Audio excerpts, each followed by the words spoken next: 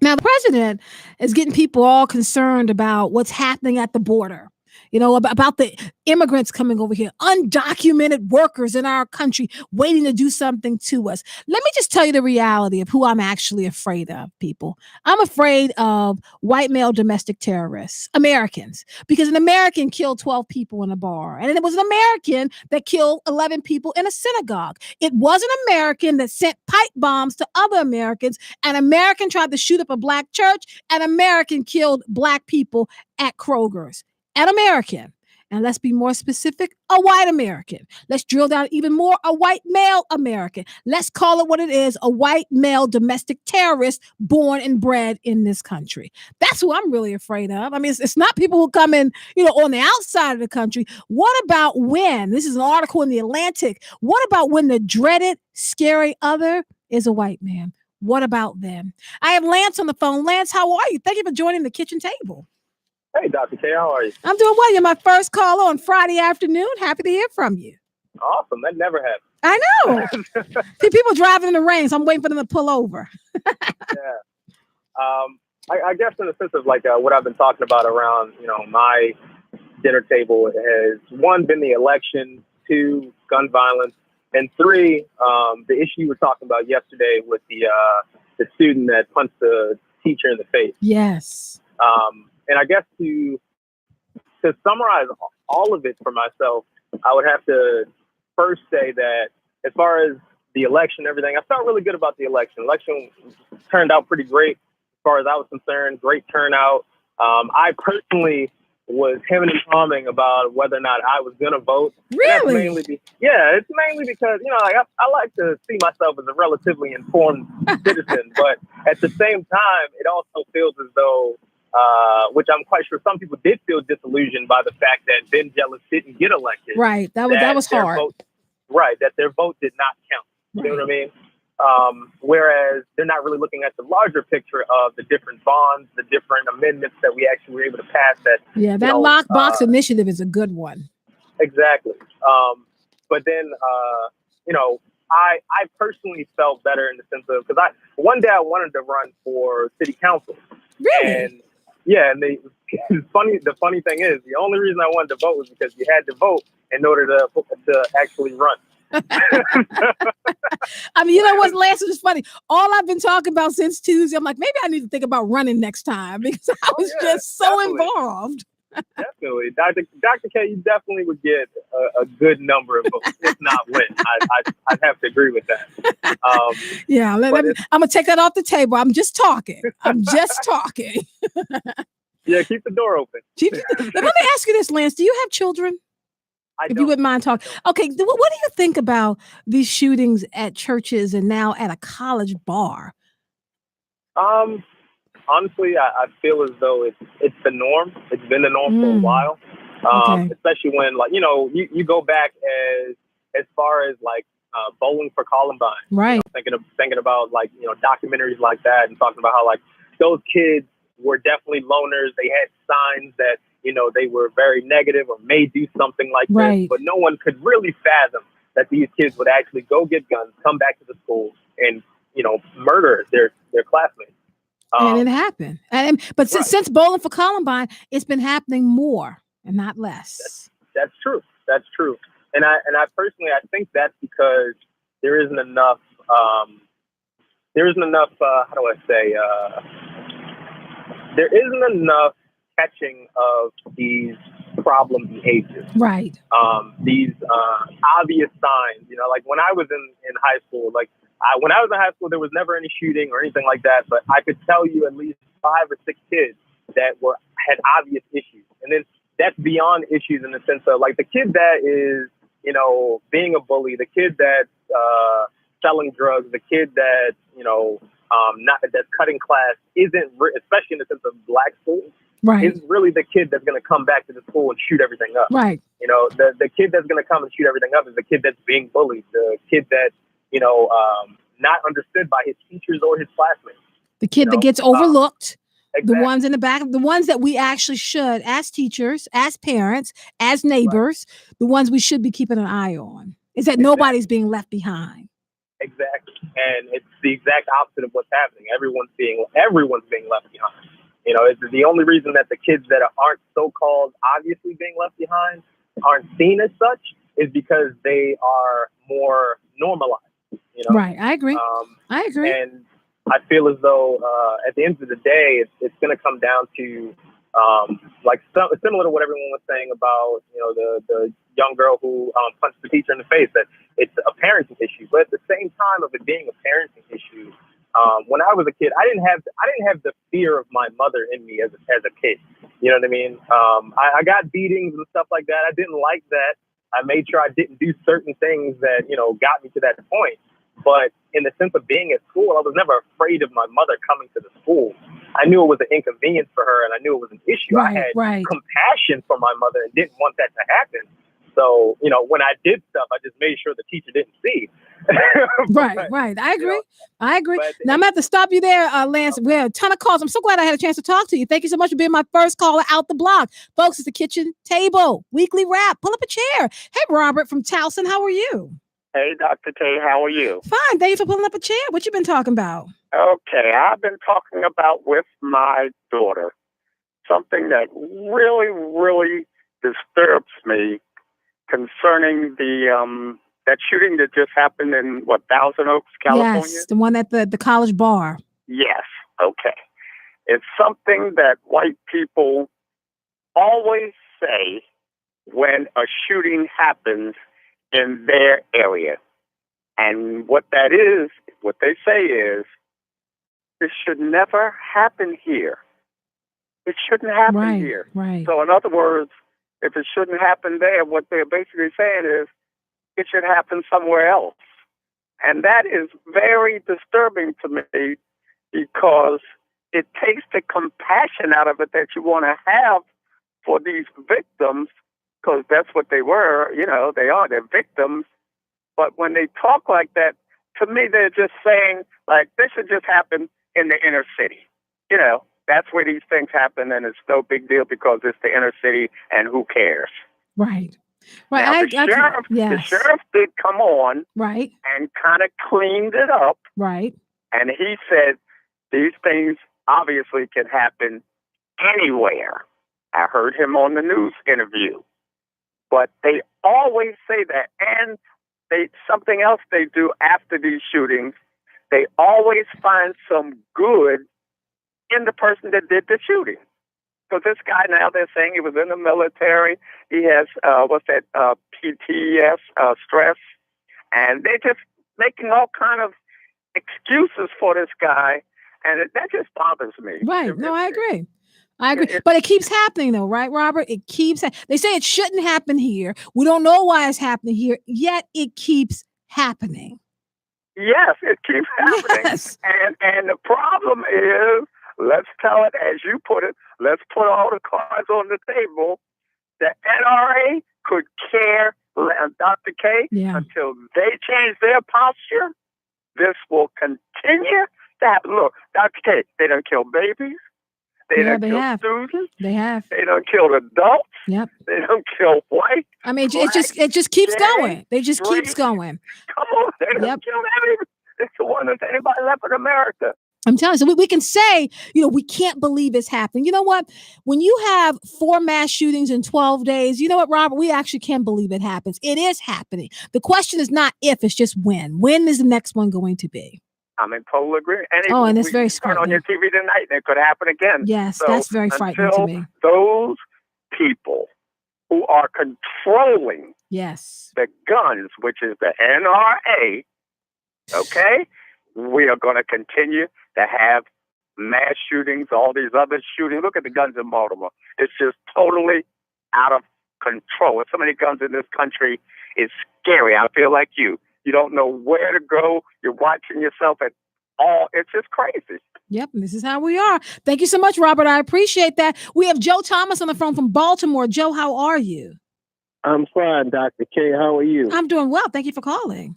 Yes, you're welcome. I just wanted to speak just very briefly on the situation that went down with the student assaulting the teacher at Douglas. I know quite a few people have commented on it. I just wanted to bring something to the fore, and that is that safety first should be the consideration for everyone in any situation. Safety for your students and safety for the employees and the teachers. Now, one of the things that educators are supposed to do is prepare students for the real world. One of the things that I found when I was a teacher was that there were, because of the policies, administrators and have their hands somewhat tied as to what they can do. And so what happens is many of the young people get away with things that they shouldn't get away with, and one thing leads to another, and you have a situation like you had the other day. Now, getting back to my point about preparing students for the real world, Right. well, you can't get out on a job and assault your supervisor. There should be a zero tolerance policy for that. I agree. So I just want to make my other point very quickly and get some other listeners in. Okay. The public should be outraged about this, and they should direct their outrage to the people that write the discipline code policy. Because if I'm not mistaken, one administrator, either they called in. Well, hold on. You know what, Joe? I'm sorry. I'm going to have you hold on. If you don't mind, I'm going to have you hold on over the break. I'm up against a hard break, but I want to have you finish your conversation. If you just hold on a second. And Nathaniel and Tareem, I'll get you as soon as we come back. It's the weekly wrap, folks. Pull up a chair, join our kitchen table. What have you been talking about with your family and friends? This is Today with Dr. K. I'm Dr. K. Wise Whitehead. Stay with us.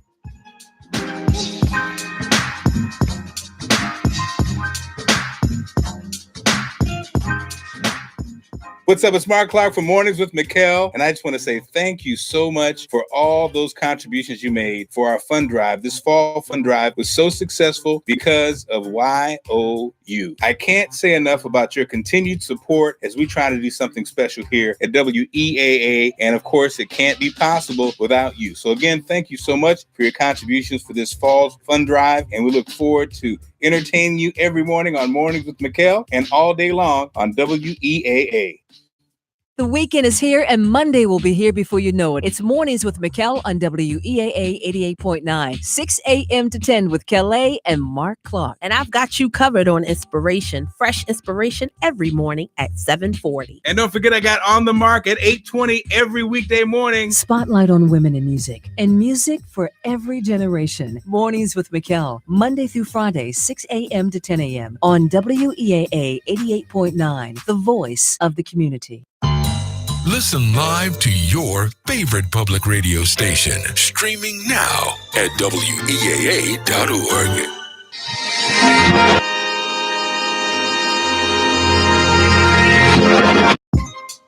Welcome back to Today with Dr. K. I'm Dr. K. Wise Whitehead. Folks, it's time for the weekly wrap. Pull up a chair to our kitchen table and tell me what you've been talking about with your family and friends. When we went to break, I was talking to Joe Thomas. Joe, are you still with us? All right, I believe Joe is no longer with us. So, I'm still here. Hey, how are you? Thank you for hanging on. So I want you to finish your conversation. Yeah, so basically what I was saying was that I think assault on staff is a level 3 code violation. It is. Well, basically my opinion on that is that the public should find out who writes the discipline code. That policy needs to be revised. I agree. Because if a staff member can be attacked, then something needs to change there. So it's the people that write the discipline code, or the code, they call it the code of conduct. That code of conduct needs to be revised. If after this situation, right, I agree. I would think that it would be obvious that something needs to change. There should be a zero tolerance policy for assault. I agree. Staff or I agree. Students. I agree. And the other thing, one more thing real quick. The other thing is that the young lady definitely, that's a family that needs help. So I think that young person should be removed and put in some type of alternative setting, whether it's psychological. That family needs wraparound services. They do, and they are one of many families we know that use serve. Like, we always get upset when we have one incident, right? Everybody's upset about this young woman and what happened, but according to the teachers who call my show, Joe, they said no, this happens on a regular basis. So many of us across the system are being bullied by students. And then what got me, Joe, I had bus drivers calling in. They would not give their names. They said, you know what, we're also being bullied as we're transporting young children back and forth to school. And the young children and high school students, middle school students, bullying us while we're driving the bus.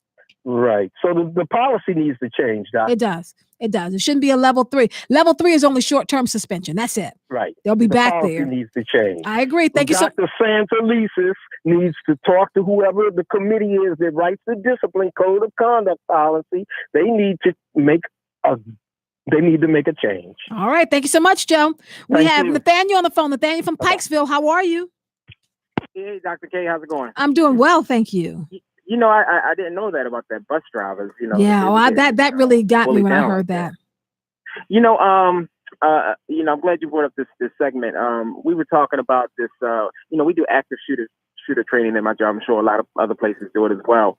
And it's crazy that you would think mass shootings are it's this big thing, but the number of shootings that occur nationally, I mean, just suicides alone. Yeah, that's true. Ranked number 1. Yes, they do. I mean, first you have your white men, then you have your black men, and then you have domestic violence and all these other things. But just suicides alone make up the majority of gun violence out there. Isn't that crazy? It is crazy. It is crazy. And one more thing, Dr. K. I feel like, that you may have heard about this Texas judge who released a lot of juvenile violent offenders after asking them one question: would they murder someone? Yes. And he did it because he lost re-election. I mean, he's a Republican judge, and, I'm all for my Republicans, but I can't believe he did that. Yeah, I cannot believe that either. He said he was giving the Democrats what they wanted. But come on now. No, nobody wanted that. Nobody wanted that. You giving conservatives a bad name doing things like that. Right. But it also lets us know how divided we are as a country. That's what it's really telling us. I mean, can you believe that? No, I cannot. Let me ask you this, but one question before you go. So you said you do active shooter drills at your job. Yeah. Do you actually think that that's going to help you in the moment? Well, with that adrenaline racing, it may not, but I guess it's just like, stop, drop, and roll if you get caught on fire. Okay. It gets drilled into your mind, that you have to either run, hide, or fight, so maybe after some time it'll get drilled in, just like stop, drop, and roll. Okay. Thank you so much. We appreciate you. Folks, I just want to make a quick note before I get Jane Miller on the phone. This is what Nathaniel was referring to. If you take just a quick look, just do a Google search. But what happened after losing seat to a Democrat, a Texas judge freed most juvenile defendants. And then, of course, he skipped court. So he was ousted in Tuesday's midterm election. What he did is he spent Wednesday morning releasing nearly all of the juvenile defendants who came before him. And then he didn't show up to court on Thursday. He released everybody, saying that's what the voters wanted. The question he asked him, are you going to kill anybody if I release you? And then they said, no. So he did. The interesting thing is that a number of people saying, how do you just wholesale release violent offenders because you're upset because you were not reelected? This is what we've come to in this country. It's very disgusting. We see it from the White House all the way down. I'm joined on the phone now by Jane Miller from WBAL. Hello, Jane. How are you? Hey, how are you? It's today, another rainy day. Another rainy day here on Today with Dr. K. That's exactly right. So I'm so glad that you're on the phone, because we just wanted to have you update us on this story that you broke. Kind of take our listeners through exactly what's going on with Costco. Well, this was an incident that occurred at the end of May. A couple in Anne Arundel County, very loyal by their own description, kind of the most loyal Costco shopper you could imagine. They run into the store because they're looking for a particular kind of refrigerator. And once they leave the store, they get in the car, they pull off, and a few minutes later, they're pulled over by Anne Arundel County police officers. So what the story behind that is that while they were in the store, unbeknownst to them at the time, someone in the store called 911 to report a robbery in progress, describing suspects as 3 black men and a black woman. somehow the Wallaces, the couple in the piece, somehow the Wallaces' tag number gets communicated to the Anne Arundel County Police Department, and which precipitates then the pursuit of them. I don't really call it pursuit. It was really a very short time before they were pulled over. By the time that the police officers got to them and started to approach them, et cetera, they were able to determine that, no, this wasn't a robbery in progress. It was really a shoplifting call to begin with. And even at that, the police reports on the incident show that no crime had occurred.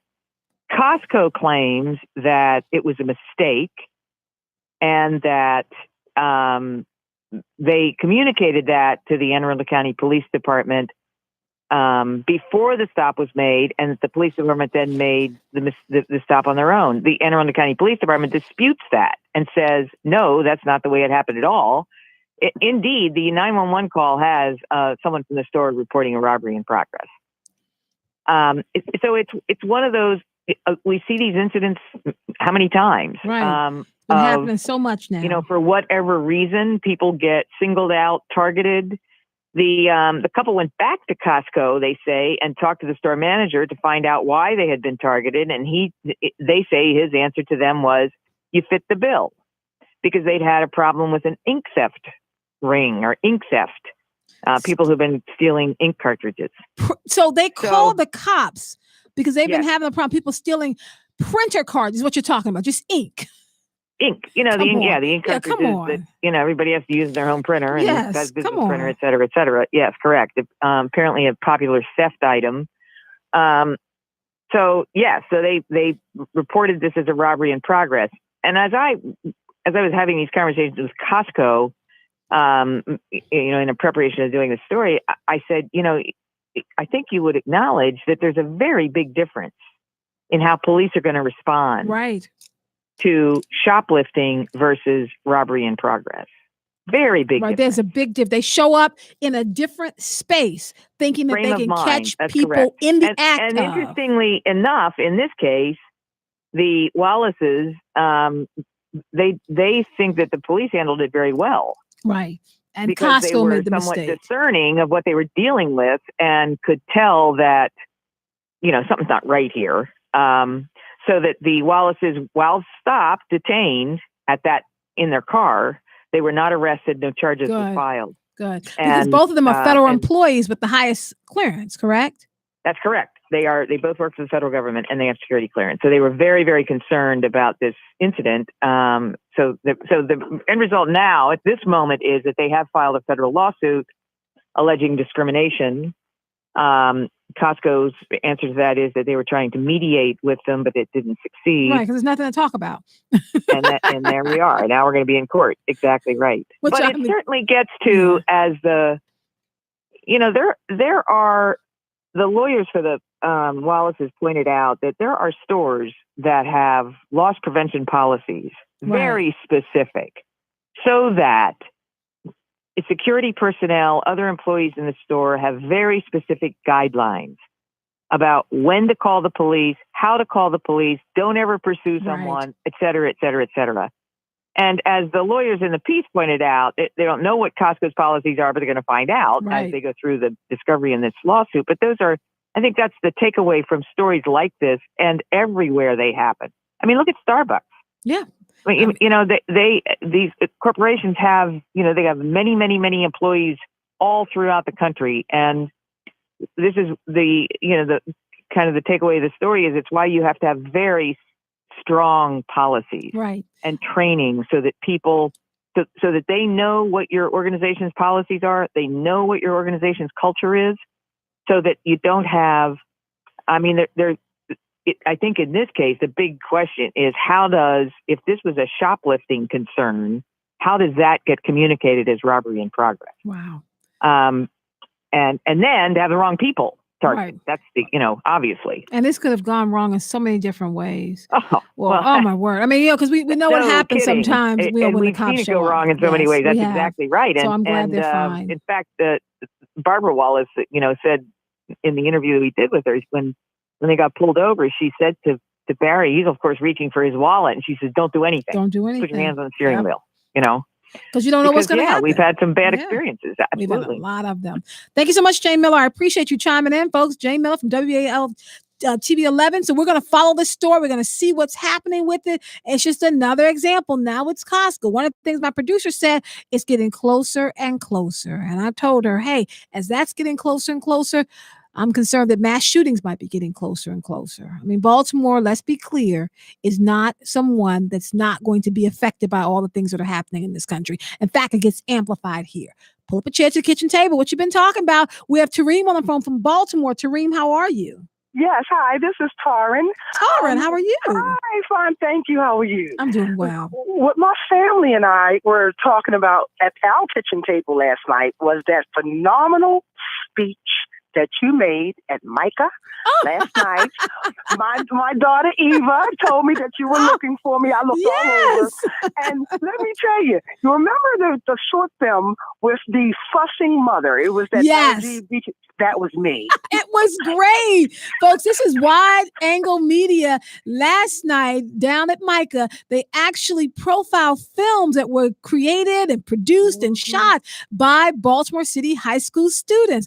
I was one of the speakers along with Senator Mary Washington, and it was amazing. Amazing. My daughter Eva, you know, is she just started interning at Young. Well, I saw her in one of the films, and you were there. Apparently, you were the mom. Well, I just wanted to call just to commend you. You could hear a pin drop. Thank and you. Your grandmother was something to have you to stand in front of a mirror and recite Maya Angelou's poem, "Still I Rise." That I woke up with that thought. Thank you so much. I appreciate that, Tareen. Thank you for calling. Oh, folks, one of the things what came out in that speech last night, I talked about, because so many of the films from students was about Black Lives Matter and the first time that you recognized that you were Black. And I was saying how I was called the N-word when I was 7. And one of the things my grandmother had me do, my Nana had me stand in front of the mirror and recite Maya Angelou's "Still I Rise." And when you got to the last line where it says, you know, "I'm the hope and the dream of the slave," my Nana made me stop and she had me put my name in there. So I said, "Carsonia Wise," before I was married, "you are the hope and the dream of the slave." And that's what she's talking about. The ways in which we build our children up in a world that wants to tear them down. We have Stephen on the phone from Severn. Stephen, how are you? I'm well, Dr. K. It's good talking to you. Yes, absolutely. Yes. I wanted to talk about one of the things that I've experienced. My best friend, I had a conversation with him the other day, and we were talking about whether or not he read the newspaper. And because I read the Baltimore Sun, I don't read the Washington Post, but he lives in the D.C. area. He reads the Post. And I could tell from talking with him that he was not engaged in the news in a way that it was one where we could have a conducive conversation. And we were coming from the same facts and the same reality. And it was disturbing to me, because what happened was it came out that he felt like, you know, a lot of the news media lies. And I asked him where he got this from. And his main main example was the Sandy Hook shooting. And how the Sandy Hook, the shooting at Sandy Hook was manufactured. And it was not an actual mass shooting of kindergartners. Yeah, I don't understand when people say that. I actually don't. I don't. Yeah, I agree. I don't. And it disturbs me in the fact that we just had the president and you know, his hit list found Jim Acosta on it. Right. And Jim Acosta received a pipe bomb. Various various Democrat legislators received pipe bombs. Right. So he doesn't believe any of that happened either? This is what I'm saying. Yeah, see. This is what I'm saying. And just the news environment is what is disturbing me. And when you say, "Oh, it's hitting home," that really hit home for me. That my best friend that's a problem. Is to the point where he has detached himself from the factual world. No, I you know what, that bothers me. Let me be clear. It's hard for me, and I'm just gonna be real transparent. It is hard for me to be friends or even have conversations with people who have no idea about what's going on in this country. I'm expecting my own kids to be engaged, to know what's happening. You cannot right now with the person who's in the White House. This is the worst time to be disengaged. Like, you need to know what's going on every step of the way. In depth. Yes, you do. You may not know every single topic and every single tit and tittle. I get that. But if you don't have some sense of what's going on, or you want to tell me, if people have wanted to debate with me about whether the Holocaust happened. I'm like, folks, you know what? I'm not doing that. Like, if we can't even start at the point where we can recognize that certain things have happened, like Sandy Hook, what kind of conversation? We're living in two different realities. And I think it goes back to the question that you're constantly asking in terms of the internet and how we've been siloed into these different news information outlets by our political identities. And I just, how has Black political identity, or how will it be changed due to the siloing of our news media and news information? And where do we end up? Thank you so much for calling. I appreciate you, Stephen. We have Al on the phone. Al's a new caller from Hartford County. Hey, Al, I'm looking for my bell so I can welcome you to the family. How you doing?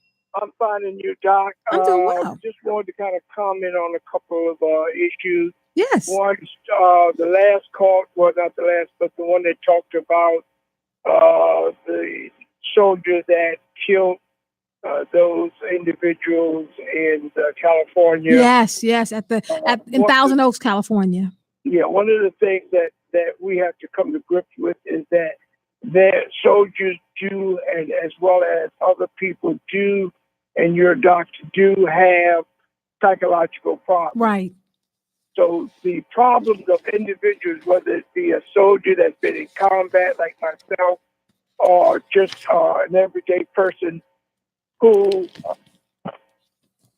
is dealing with stress in inner cities, guns do not kill people. Guns are the vehicle. Right. People kill people. For whatever reason, people kill people. Yes. So we have to be enlightened about the realities of that. Guns will not kill a person unless a person takes it up to commit some type of bodily harm. Right. So we have to deal with the person.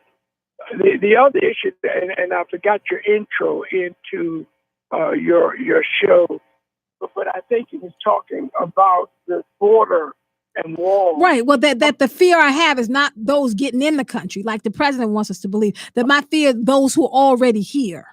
Okay. So, well, I have a fear of both. Mm-hmm. Just coming back from Afghanistan in 2011, right. I have a fear because we who have served really understand that there are people still in this country who are waiting to commit heinous crimes.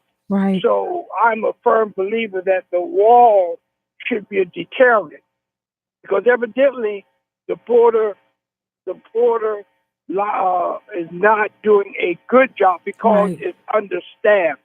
Now, if I go to and I make sure I have my passport every time I travel out of this country, because my passport lets me know that I'm a citizen of the United States. Right.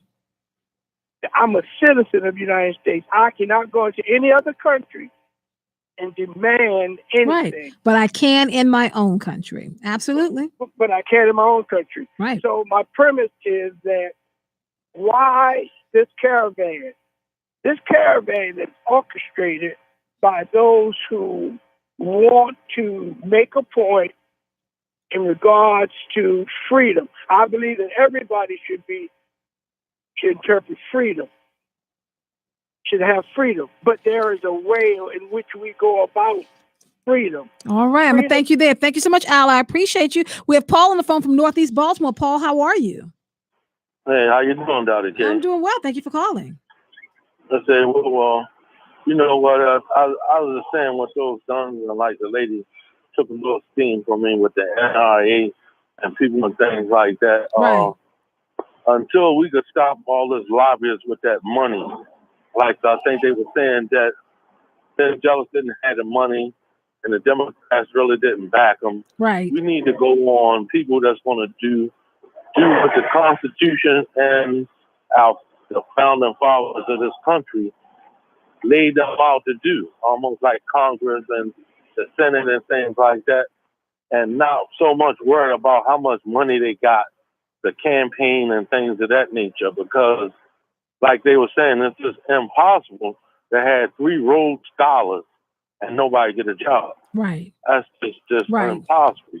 And then you say with credentials and things of that nature, when you take somebody that's been a leader of civil rights to make sure that we continue to keep what we got and continue to add on and change and tweak things, I mean, how much more experience do he need? Right. As far as being a governor or somebody in here, really should have been like Obama and run for president. Yeah, But, just you go know, ahead. Just go ahead and step out there. I mean, I'm saying 2020. I think we have 726 days, I think, until the election. This is a good time for folks to put their hats into the ring. And that's what we need to be doing right now. That's we what need to be doing. prepared for the candidate in 2020. Right. But I do think that people, well, come on, no, but I do think, Paul, people are getting prepared. Kamala Harris, Cory Booker, Elizabeth Warren, there are people, you know, I think the guy Beto O'Rourke. I want Stacey Abrams to consider it. Like, people are now thinking about what's happening and what's going to happen in 2020. But Dr. K, with this Congress and things like in this politics, we need to get one candidate like we did with Obama and run behind them. Let's get our candidate. Right, Let's start strategizing now. You know, Cory Booker and all those people who said, but we don't want to split votes within our party. We all want to be on the same path.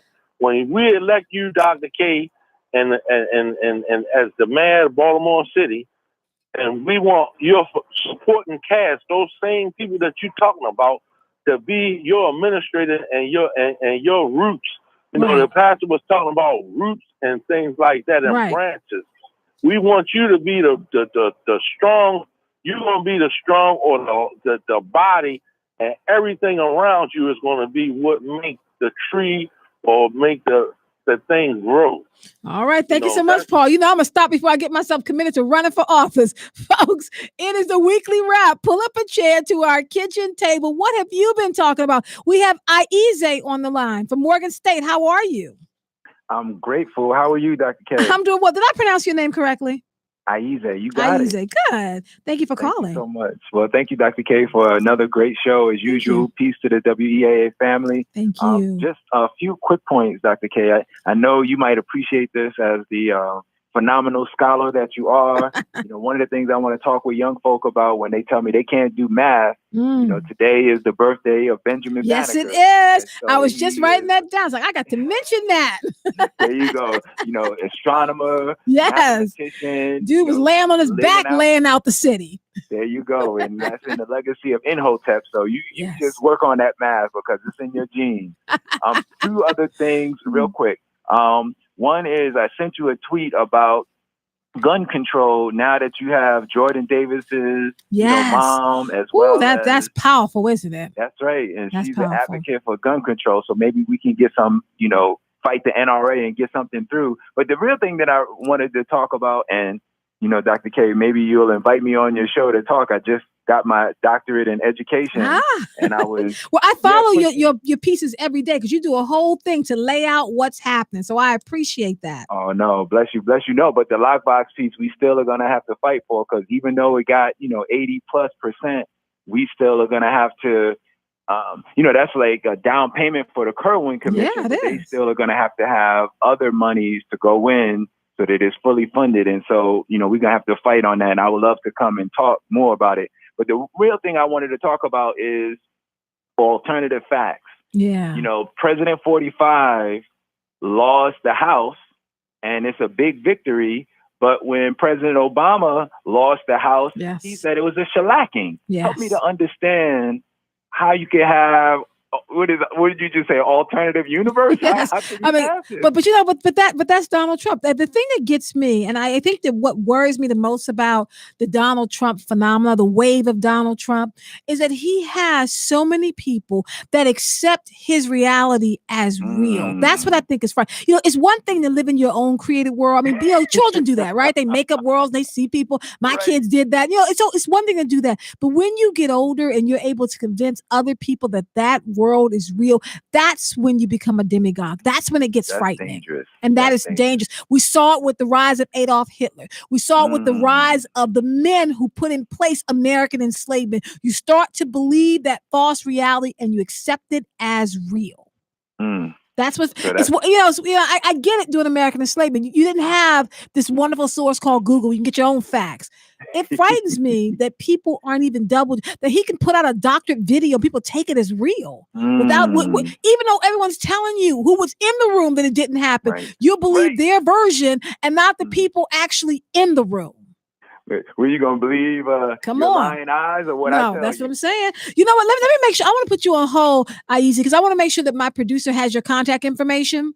Because I definitely want to get you on the show, folks. We're gonna leave it here for a moment. When we come back, Fred from Northeast Baltimore, Andre's a new caller from Towson, and from Baltimore, and Christina, I'm actually gonna take you first from Baltimore. It is the weekly wrap. Pull up a chair to our kitchen table. Tell me what you've been talking about. 410-319-8888. This is Today with Dr. K. I'm Dr. K. Wise Whitehead. Keep it here after the break, folks. We'll talk again. Good afternoon. On the Penn line of the MARC train system, we're seeing a couple of delays, including the 426 running about 10 minutes late and the 537 is running about 10 to 15 minutes late. All other trains on the MARC system running just fine. We do have a delay on the Metro subway link. It's about 5 minutes in the westbound direction, but they think it's going to clear up rather shortly. On the local bus lines, we have diversions on the 71 line, the orange line, the purple line, and the red line, all diverted at Baltimore and Green. This is as they repair a broken water main. In the observance of the Veterans Day holiday Monday, MARC train will operate on an R schedule on the Camden, Penn, and Brunswick lines. NDOT MTA local bus, light rail link, Metro subway link, and mobility link are operating on regular weekday schedules Monday, Veterans Day. For the MTA Transit Team, I'm Ken Berger on 88.9 FM WEAA, the voice of the community.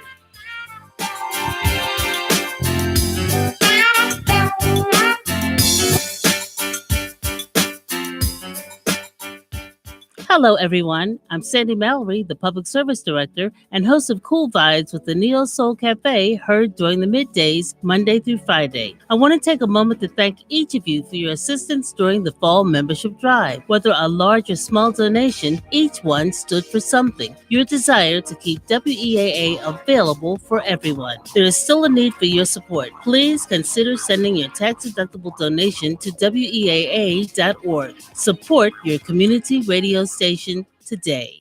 Peace. This is Faraji Muhammad. Tune into the cultural, academic, controversial, and always thought-provoking conversations happening Monday through Friday from 5 p.m. to 7 p.m. on For the Culture. We got those conversations that will get you talking, thinking, and laughing wherever you are. So ride with me weeknights from 5 p.m. to 7 p.m. with For the Culture here on your source for cool jazz and more, WEAA 88.9 FM and WEAA.org, the voice of the community. Every Saturday on the Caribbean Exchange, we cover a wide variety of topics. We interview musicians, artists, authors, politicians, locally, nationally, and internationally. We bring you the story behind the story that gets to the truth that connects us all. I'm Claudette Lindsay, host of the Caribbean Exchange. Join me tomorrow from 2 to 3 p.m. right here on Morgan State University Radio, WEAA-FM. If you're looking for the very best in conversation, great music, and of course, the very best slow jams in the city, make sure you join me, LaDon Black, nightly, 7 p.m. to 10 p.m., Monday through Friday, right here on your community station, the station that's your source for cool jazz and so much more, WEAA 88.9 FM. Celebrating 40 years of broadcasting, Morgan State University Public Radio, 88.9 WEAA FM and HD1, Baltimore. Live from NPR News in Washington, I'm Lakshmi Singh. Investigators are reporting the first deaths from the fast-moving wildfires across California. 5 people were found dead in their vehicles. They were apparently trapped and overwhelmed by the campfire in Northern California. We have the latest from Sonia Hudson of member station KQED. Authorities say the 5 people were found in their vehicles in the small town of Paradise. They were overtaken by fire and burned too badly to be identified. The fire has scorched more than 70,000 acres and destroyed an estimated 2,000 buildings. Mark Ghilarducci, director of the California Office of Emergency Services, says the whole state should be on alert. Weather-wise, we are literally in a statewide red flag weather warning. Fire weather conditions are extreme, and we are seeing it from literally border to border, which is making our job obviously much harder. More than 6,000 firefighters are on fire lines throughout the state. For NPR News, I'm Sonia Hudson. Thick smoke and fast spreading flames in two fires are forcing widespread evacuations in Southern California. Communities, including Thousand Oaks, where there was a mass shooting this week, they're affected. Evacuation orders are in effect for parts of Malibu, home to many celebrities. And because of a brush fire in Griffith Park, animals had to be evacuated from their homes at the Los Angeles Zoo. NPR's Mandalit Del Barco has more on that. The LA Zoo is closed to the public. Staff members turned on sprinklers and began hosing down the hillsides at the zoo, and they began evacuations with the bird show animals, as well as some of the smaller primates, such as lemurs. A statement from the zoo says smoke does not appear to be causing problems for the animals, but they are monitoring the situation. Griffith Park's brush fire began in a remote area, charring hiking trails, fire roads, and a landfill. The cause of the blaze is still unknown. Mandalit Del Barco, NPR News. In Georgia, volunteers for Democratic gubernatorial candidate Stacey Abrams are racing to meet an important deadline. Georgia Public Broadcasting's Grant Blankenship reports the Abrams campaign's vowing to ensure that all votes in her contest against Republican Brian Kemp are counted. Please call our voter protection hotline. Volunteers are calling the 21,000 voters who cast a provisional ballot to tell them they have until 5 p.m. to get to their local election board and clear up things like voter ID issues and get their vote counted. State House Representative James Beverly is one of the volunteers in the city of Macon. He says the provisional ballots could help push the race against Republican Brian Kemp into a runoff. This is not over. I mean, we just got to get it done by today with the provisional, but you still have issues of absentee ballots as well, right? There are also more than 69,000 absentee ballot requests to be accounted for before the certification of Georgia elections early next week. Abrams is short about 26,000 votes for a runoff. For NPR News, I'm Grant Blankenship in Macon, Georgia. This is NPR. On the southbound side of the Harrisburg Expressway, there's a crash reported near Belfast Road. Beware of that. Farther along, you're going to be tapping the brakes between Padonia Road and the Beltway. Northbound on the Harrisburg Expressway, it's jammed off and on between Warren Road and Belfast Road. Now, in the city, there are crashes reported on Lombard Street at Packus Street. Also, watch out for one on North Charles Street at East Reed Street. Leaving the city on the outbound side of 395, traffic's crawling out towards the 95 merge point. Now, if you're on the northbound side of 95, heading through Howard County, there are delays from at least Route 216 all the way up to Route 100. Then northbound on 95 in the city, it's going to be a slow go from Washington Boulevard all the way up to the Fort McHenry Tunnel. Southbound side of 95, meanwhile, expect delays off and on, basically from 395 all the way down towards Route 216. Also, for those traveling on the northbound side of I-97, you're going to be jammed off and on from Route 50 all the way up to the Beltway. This traffic update is a service of FEMA and the Ad Council. For more traffic information, log on to sigalert.com. I'm Ron Balseric with your Baltimore area traffic. 88.9 FM reminds you that the views expressed on WEAA programs are those of participants and not necessarily those of Morgan State University, the staff, management, or underwriters of Baltimore's home for cool jazz. WEAA 88.9 FM.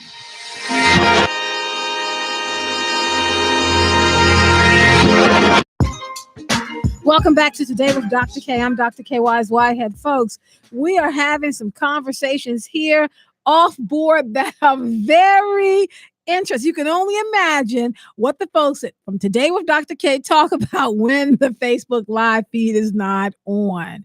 I'm excited you've joined us. It's Friday afternoon. It's rainy outside, but we're just having a hometown conversation. We call it our kitchen table. We ask you to pull up a chair, join our table, and tell us what you've been talking about with your family and friends. I want to know, which I'm really excited about, because support for WEAA is brought to you by Catholic Charities. You see Marylanders in need every day, needing shelter, food, jobs, health care, substance abuse treatment, and more. Of course, you hope that things will get better for them, but hope is just the start. Catholic Charities turns compassion into action, caring for people all faiths and backgrounds every day to help them improve their lives. Turn your compassion into action through the United Way campaign by designating Catholic charities. 410-319-8888. What have you been talking about around your kitchen table? I want to throw something out. I was driving along today, and I always love when it rains, because when it rains, it makes me think about my grandmother. My grandmother lost her sight when she was in her 60s. And this is a gene that runs through our family. Her mother lost her sight when she was in the 60s. There's a fear that I have that I might lose my sight when I'm in my 60s. But my grandmother loved when it rained. She would sit by her window and she would listen to the rain. And she said, the reason why I like rainy days, it's the only time where I know what's going on outside my window without having to ask anyone. She said, I don't know if the sun's shining or if it's a cloudy day or an overcast. I don't know how windy it is, but I can hear the rain hitting the window pane and I know what's happening outside. And so she would love to just sit by the window. And in her words, she would watch the weather because she could hear it. So on days like today, I'm remembering my Nana, who's gone much too soon. 410-319-8888. Pull up a chair. What have you been talking about? We have Christina on the phone from Baltimore. Christina, how are you? Hi, Dr. K. Thank you so much for having me. Absolutely. Thank you for joining me. So one of the things that's been very much on my mind is the incident that happened at Douglas earlier this week. Yes. And it took me, I'm a teacher in Baltimore City Schools, and it took me a long time to watch the video because I do know the educator who was the victim of the assault. And so I finally did look at it today. And in your comments, I felt compelled to call because I wanted to add something to the earlier caller's comments about zero tolerance and how we need zero tolerance for assault. I think that people underestimate the amount of need in schools, social need, emotional needs that students are presenting every day. Right. Because I think people are aware of this, but I think that at the same time, I'm hearing the caller call for zero tolerance. I'm also hearing an acknowledgement that like this child's needs are not being met. Right. And it seems almost contradictory to say, oh, we want zero tolerance, but at the same time, we see that there are children's needs that need to be met. And zero tolerance is a term that a lot of people do want, but I would caution people when they use that term that it is a very discriminatory practice, and it takes the context out of the equation. It takes the ability for adults to weigh circumstances out of the equation. Zero tolerance is often used to heap more punishments on the youth that the system has already failed, right? Because when the students come to school and they're displaying such violent behaviors, so many things happen to fail that student before they took that action.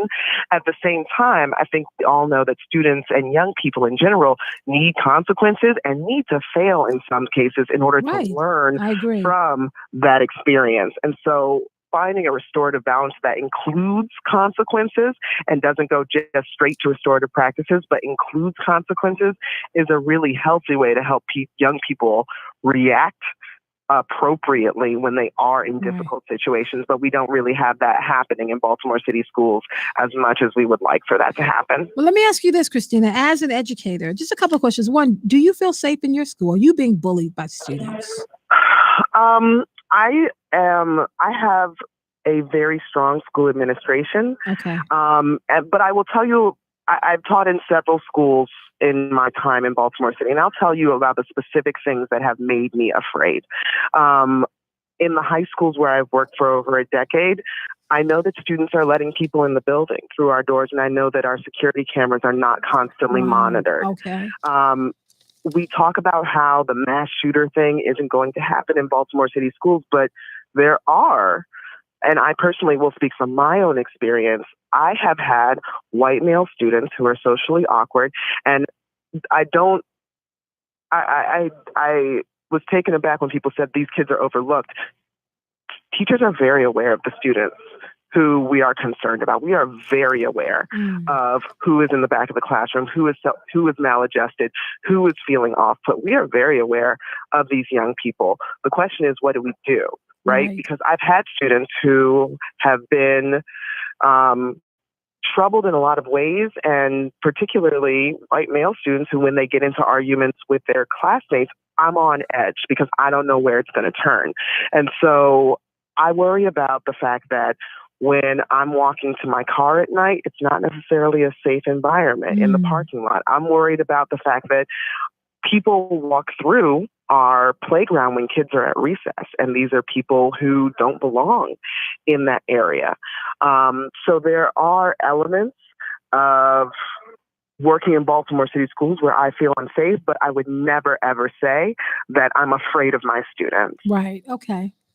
Okay, I'm glad you said that, because one of the things, I'm glad you made the comment that teachers are very aware, because what it reminded me of was the shooting that happened at Virginia Tech. The student that committed that shooting was a student in Nikki Giovanni, the very famous Black poet. That student was in her class. And she said when the semester started, there were about 70 students in her creative writing course. But because of that student with his dark sunglasses, the cap he always wore, and also his poetry, which was really dangerous and threatening poetry, people started dropping the class. And it got to the point when Nikki Giovanni informed the higher ups, she actually said she was ready to resign if they would not remove the student from her class. This idea that teachers may be, just to kind of add to it, maybe more aware than we think they are of what's going on. But the question is, what do we do next, right? Because in Baltimore, Nikki Giovanni was in a position, she could resign, admit relative, authority, and she could make those kinds of demands. As a public school teacher, we had an obligation to teach whoever shows up, right? Every child is entitled to a public education, and so we are in a situation where we don't have the resources always to put a caring individual and a caring mentor and someone restorative with a child who needs it. And so these situations, they happen, and a zero tolerance policy for assault really underestimates the amount of violence that's happening in schools, honestly. That's just not, it's not workable. It's zero tolerance is number one, discriminatory. Number two, it's just not logical. It's not workable unless we're going to have thousands of kids on the streets. Wow. Thank you so much, Christina, for calling. Folks, think about that, what Christina said. If we exercise zero tolerance in these situations where you start talking about violence in school, she's saying thousands of children would not be in school. 410-319-8888. Pull up a chair to the kitchen table. What has been on your mind this week? The week of an election, the week of another mass shooting, the week of Baltimore City back in the news for something that's negative. What have you been thinking about this week, musing about, talking to your family about? 410-319-8888. I have Fred on the phone from Northeast Baltimore. Fred, how are you? Dr. K. I know your voice. Dr. K, making my day. Doc, how you doing, sir? You're trying to make my day. Dr. K, let me ask you a question. Did you really think that Ben Johnson was going to win? No, I did not. Oh, okay. I want to make sure I'm getting ready to say. You know, I didn't want to say that on the air, but I was concerned that he did not have the backing, the support, or even the level of visibility needed to win in a place like Maryland. That's what I was concerned think about it, Dr. K. People say, oh, he's a Rose Scholar. He should have been able to win. No. Now, if he had good sense, common sense would have told him, should have told him, they're not going to send a single black guy to Annapolis to be the first black governor of the state of Maryland. It's not going to happen. I just wonder in terms of the platform. My thing was a level of visibility, because I would go places in Maryland, and when I was doing all of my talks and my speeches and talking to people just offline, a lot of folks, and I don't mean just like one person, I thought, well, who else? They didn't even know that he was running in some counties that I visited. Like, my job was not there to campaign. I was just speaking and just having a conversation with people. But the level of low visibility is something that did concern me. Well, he should have got low visibility. I mean, it's like I hear people saying Cory Booker in 2020. Do you really think the United States will vote in a single black guy? No, I don't. Why did they even mention his name when they talk about 2020? Well, because when they start talking about who has visibility, well, they look at who has visibility now. Remember, whenever you start, he's an embarrassment. Before we, kind of do the judgment thing, you said, why are they mentioning his name? They're talking about who has visibility, who has risen to be one of the stars of the party. We don't know who the person is going to be, who we're going to rally. We're just throwing out names. Remember, when they threw out Barack Obama's name, it was just thrown out there. And in the beginning, no one actually supported. Well, who is he? He just got to office. He really hasn't done. His name was just thrown out there, and people passed over him, including Hillary Clinton. And what happened in the final analysis? He was closer to being like them than he wasn't, and he is the person that ended up going on to the White House. You know what I think about that, Dr. K? Yes. See, they knew the powers that be, the big boys that really run the show. They knew the country was on its way out with this crash on Wall Street. They knew it was coming. Mm-hmm. They tried to hold it off until they got him in office. Right. But it just wouldn't hold. The bubble just burst. Mm-hmm. I think that's the reason why he became president. Okay. Look what he did. He became president. He forgave everybody on Wall Street and took hundreds of millions of dollars and just gave them all bonuses. To try to keep the country together is what we were told. What we were told. I'm like, can you do some forgiveness on student loans? I mean, no one's helping stuff breaking down in my family's household. Can you shut down some of that crime in Chicago? Come on now. He was the president for 8 years. He never mentioned Chicago. No, he did mention one time. No, not Chicago. I mean, one time he was talking about if he had a son. We all talk about that speech. If I had a son, my son would look like Trayvon Martin. I'm like, yes, we get it, but right outside your door, where you lived where you was the community organizer. Yep.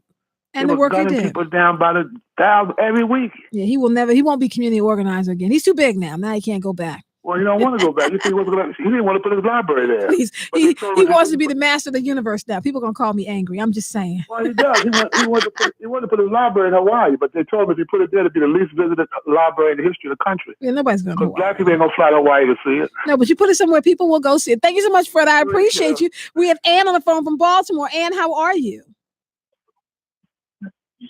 Ann, are you with us?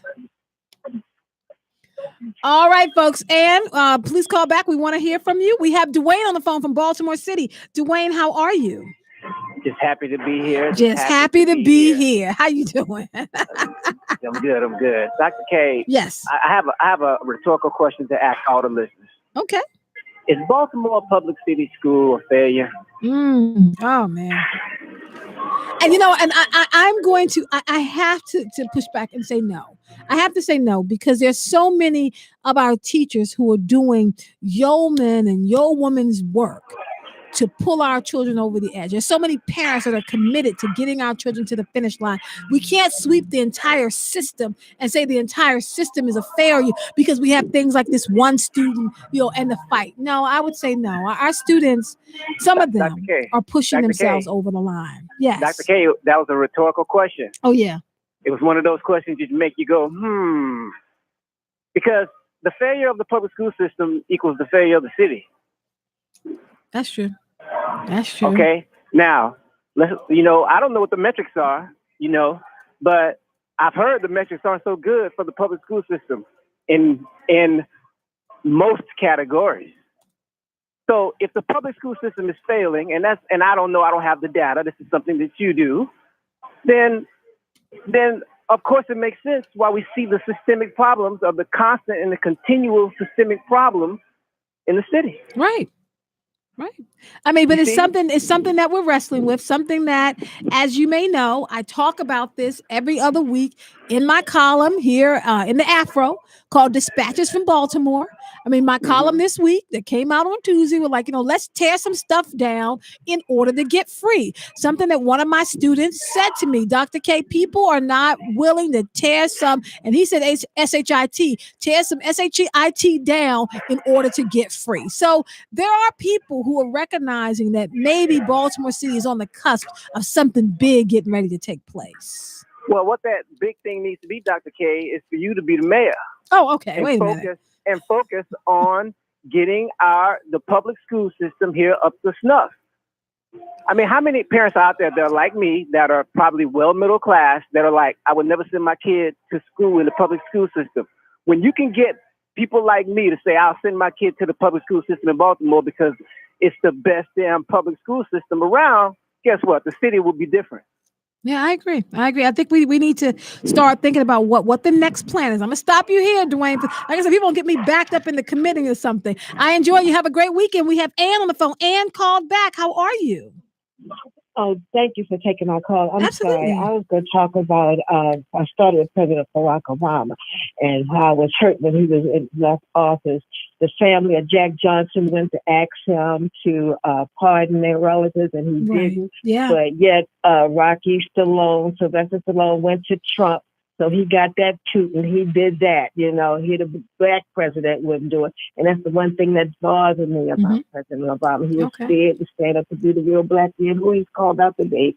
Take it out how Donald Trump going to tell April Ryan to sit down. Oh, she let them know she ain't no punk, and she said that on The View. I went to Morgan. Yes, she did. My grandparents raised me. Yes, he did. I'm 51 years old. Yes, I am. Girlfriend said, I'm from Baltimore. Yes, Y'all better yes, recognize. Yes, and the next thing I was talking about, you should run for mayor because I like you. I really do. Don't never say nothing about that red bottom sister downtown. Don't say nothing. I ain't got no health commissioner down there. Ain't got no police commissioner there. And ain't nobody saying nothing, But what is it? It's because, I don't know. Had there been another situation, who I can call name off the top, Yes. Flames will raise up the sand. That's all I want to say. And I'll be your campaign manager if you want to run, Doctor. Thank you. Thank you so much, Ann. We have Ernest on the phone from West Baltimore. Ernest, how are you? I just got the last part of your statement about Nikki Giovanni and Joey Cho. Yes. The shooter. Yes. Now, what happened? I read the story behind that. Mm-hmm. He was Korean. He went to an all-white school. Yes. He was bullied all the way from the kindergarten all the way till he graduated at that school. He had mental problems anyway. Right. Now, he's sitting in the classroom of an art class with his hat and sunglasses on, very quietly, not saying anything to anyone, and doing his work. She's going to make a big thing out of take the hat off and the sunglasses. When he refused to do it, she took it to the supervisor and said, either he goes or I go. So the supervisor, who is also an African-American woman, says, I'll try to work with you. I'll call his family and get in contact with them. She just kept talking down to this individual, not knowing what kind of problems he had. This is why when she was in California, when she realized what happened, that's why she tried to hurry up and get back. That could have been averted. You never know what is in a person's background. Well, wait a minute. Hold on. Because the story that you're telling is actually markedly different from the stories that she told. So I mean, I know that I read it on the internet. Well, you may have read it on the internet, but if you go through and you read her stories, not only have I read her stories in different newspapers across the country, I was actually in the audience when she spoke about this student sitting there in his sunglasses, in his hat, speaking only in a whisper and writing poems about death and about killing people. It wasn't that he didn't engage, that concerned her. She said, well, she read his poetry. And then students started leaving the class because they were afraid. They actually put him in a one-on-one creative writing course. And the professor who taught him one-on-one, she had a code word for her assistant. Whenever he showed up, she said, if I say this name, which was the name of a professor who had died, that means call someone because I feel like I am in danger. I will keep teaching him, but he is scaring me. So it wasn't just Nikki Giovanni going after him. She said, if that many students, she had 70 students, out of 70 students, only 7 remained. They all dropped out. And when their letters, they said, because that guy is really scaring me. I heard a different story also with my own ears. Yeah, well, and none of this came up. Well, then I don't know what story you're talking about. She mentioned that all the way through, all the way in the press. She mentioned it at the funeral. I mean, she's been talking about that in terms of how professors need to lean in more and be aware, not just of the one student who's sitting there who's disengaged, also how that one student may be impacting the lives of other students. Well, I don't think if it had been a white boy, she'd have made a big Okay, well, you know what? No, it could have been. I'm sorry. If you're sitting there in shade needs. You're speaking in a whisper. You're writing poems about killing people and death. White boy, black boy, doesn't matter. It's dangerous and it's threatening, and people need to speak up. And that is what she did. I actually agree with Nikki Giovanni. You lean in and you tell them, hey, move this student out of my class. And as she said, either you move him, because they kept telling her no. Either you move him out of my class or I'm done here. That's how you exercise your power. I don't think if Nikki Giovanni would have been nice to him, he wouldn't have done this. Come on, folks. I don't think it works like that. We have Mark on the phone from Pikesville. Mark, how are you? I'm fine. I'm just calling to make a comment on the educator that called in about the zero tolerance. I believe there should be zero tolerance at school, at work. If you had zero tolerance with the police department in Baltimore, you wouldn't have all this crime and the police are committing, and zero tolerance in school, zero tolerance at the workplace, zero tolerance in your home. And that would get rid of half the problems that we have in this country is nobody's held accountable for their actions. That's all I have to say. I appreciate it. So you're saying zero tolerance for everything. At home, at home. work. Now, let me ask you this though, Mark, before you go. Well, what about, Mark, what about a little grace and mercy? You don't think because sometimes when you have zero tolerance and you apply the broad stroke, you're not taking into account what people are bringing to the table. But see, people don't take into account of the kids at school that want to learn, or the good cops, or the good teachers. So when you have the zero tolerance, see, we can't worry about everybody's problems. Everybody's coming with problems, but society, the world don't care about problems. Right. You know, we can't run a school when you're worrying about every kid that didn't have a father, or every kid that came in there and they didn't eat breakfast. Because you have kids in there that want to learn. You have teachers that want to teach. I agree. All right. Thank you so much, Mark. I'm up against a break. I'm going to take a quick break here. Z and Joe, hold on. I'm coming to you right after the break. I'm checking in with folks from Facebook Live, and the conversation is heated up on Facebook Live as well. Join us there. Today with Dr. K is on Facebook Live. You can also send me a tweet at K Whitehead. That's Kaye Whitehead. It's the weekly wrap. Pull up a chair to our kitchen table. What have you been thinking about and talking about this week? We're going to take a quick break and we'll talk on the other side.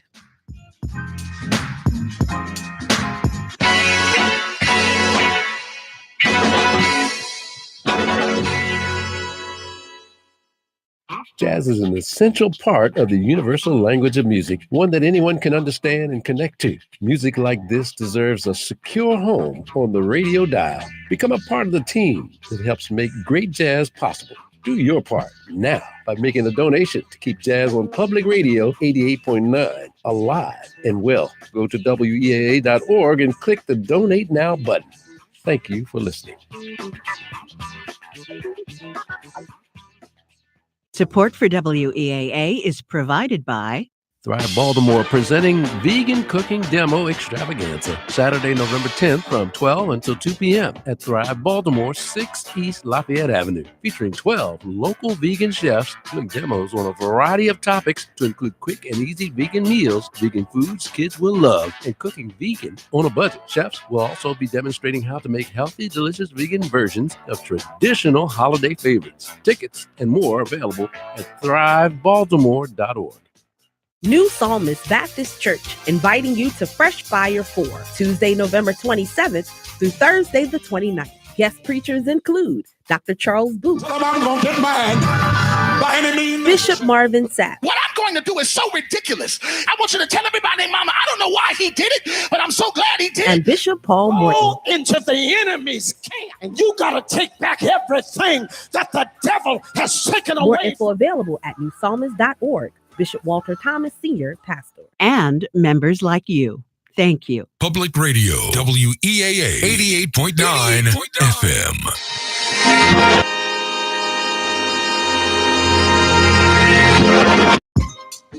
Welcome back to Today with Dr. K. I'm Dr. K. Whitehead. Folks, it's Friday.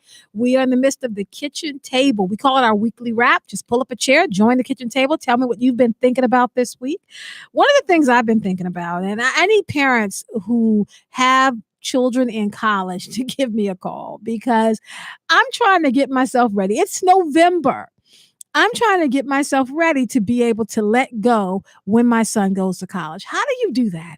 In this day and age, if you're raising African American children, Caucasian children, Hispanic children, whatever your race or ethnic group, how do you let go?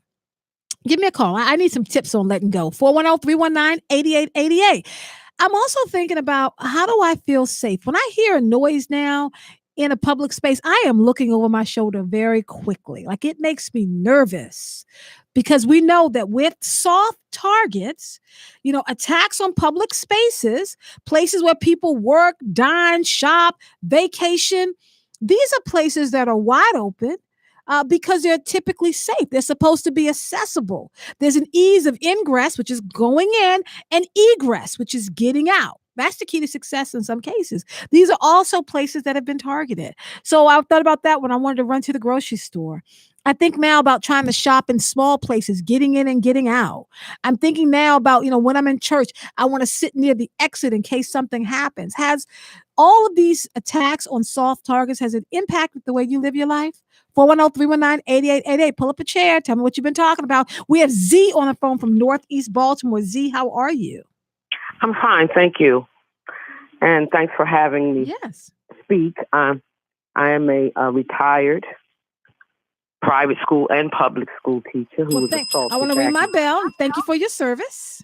Can you hear me? Yes, ma'am. I want to ring my bell and thank you for your service. Okay, you're welcome. But anyway, I was assaulted back in 99 in Baltimore public schools.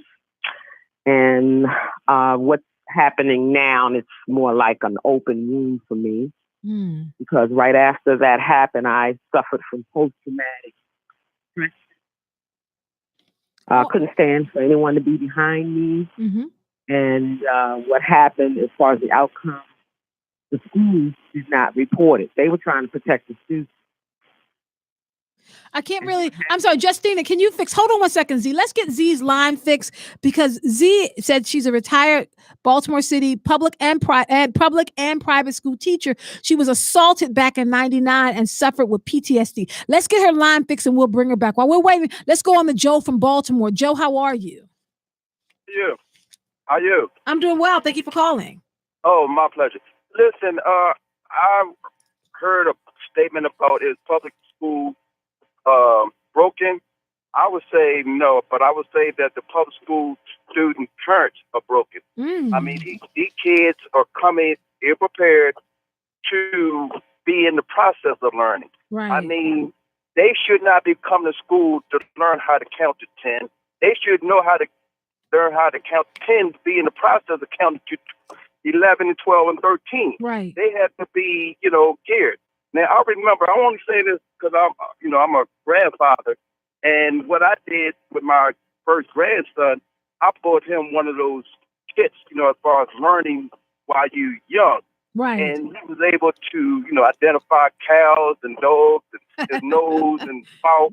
And strangely enough, normally I would be happy because right now at the grade of 8 years old, he's taking karate. But he's also on the debating team.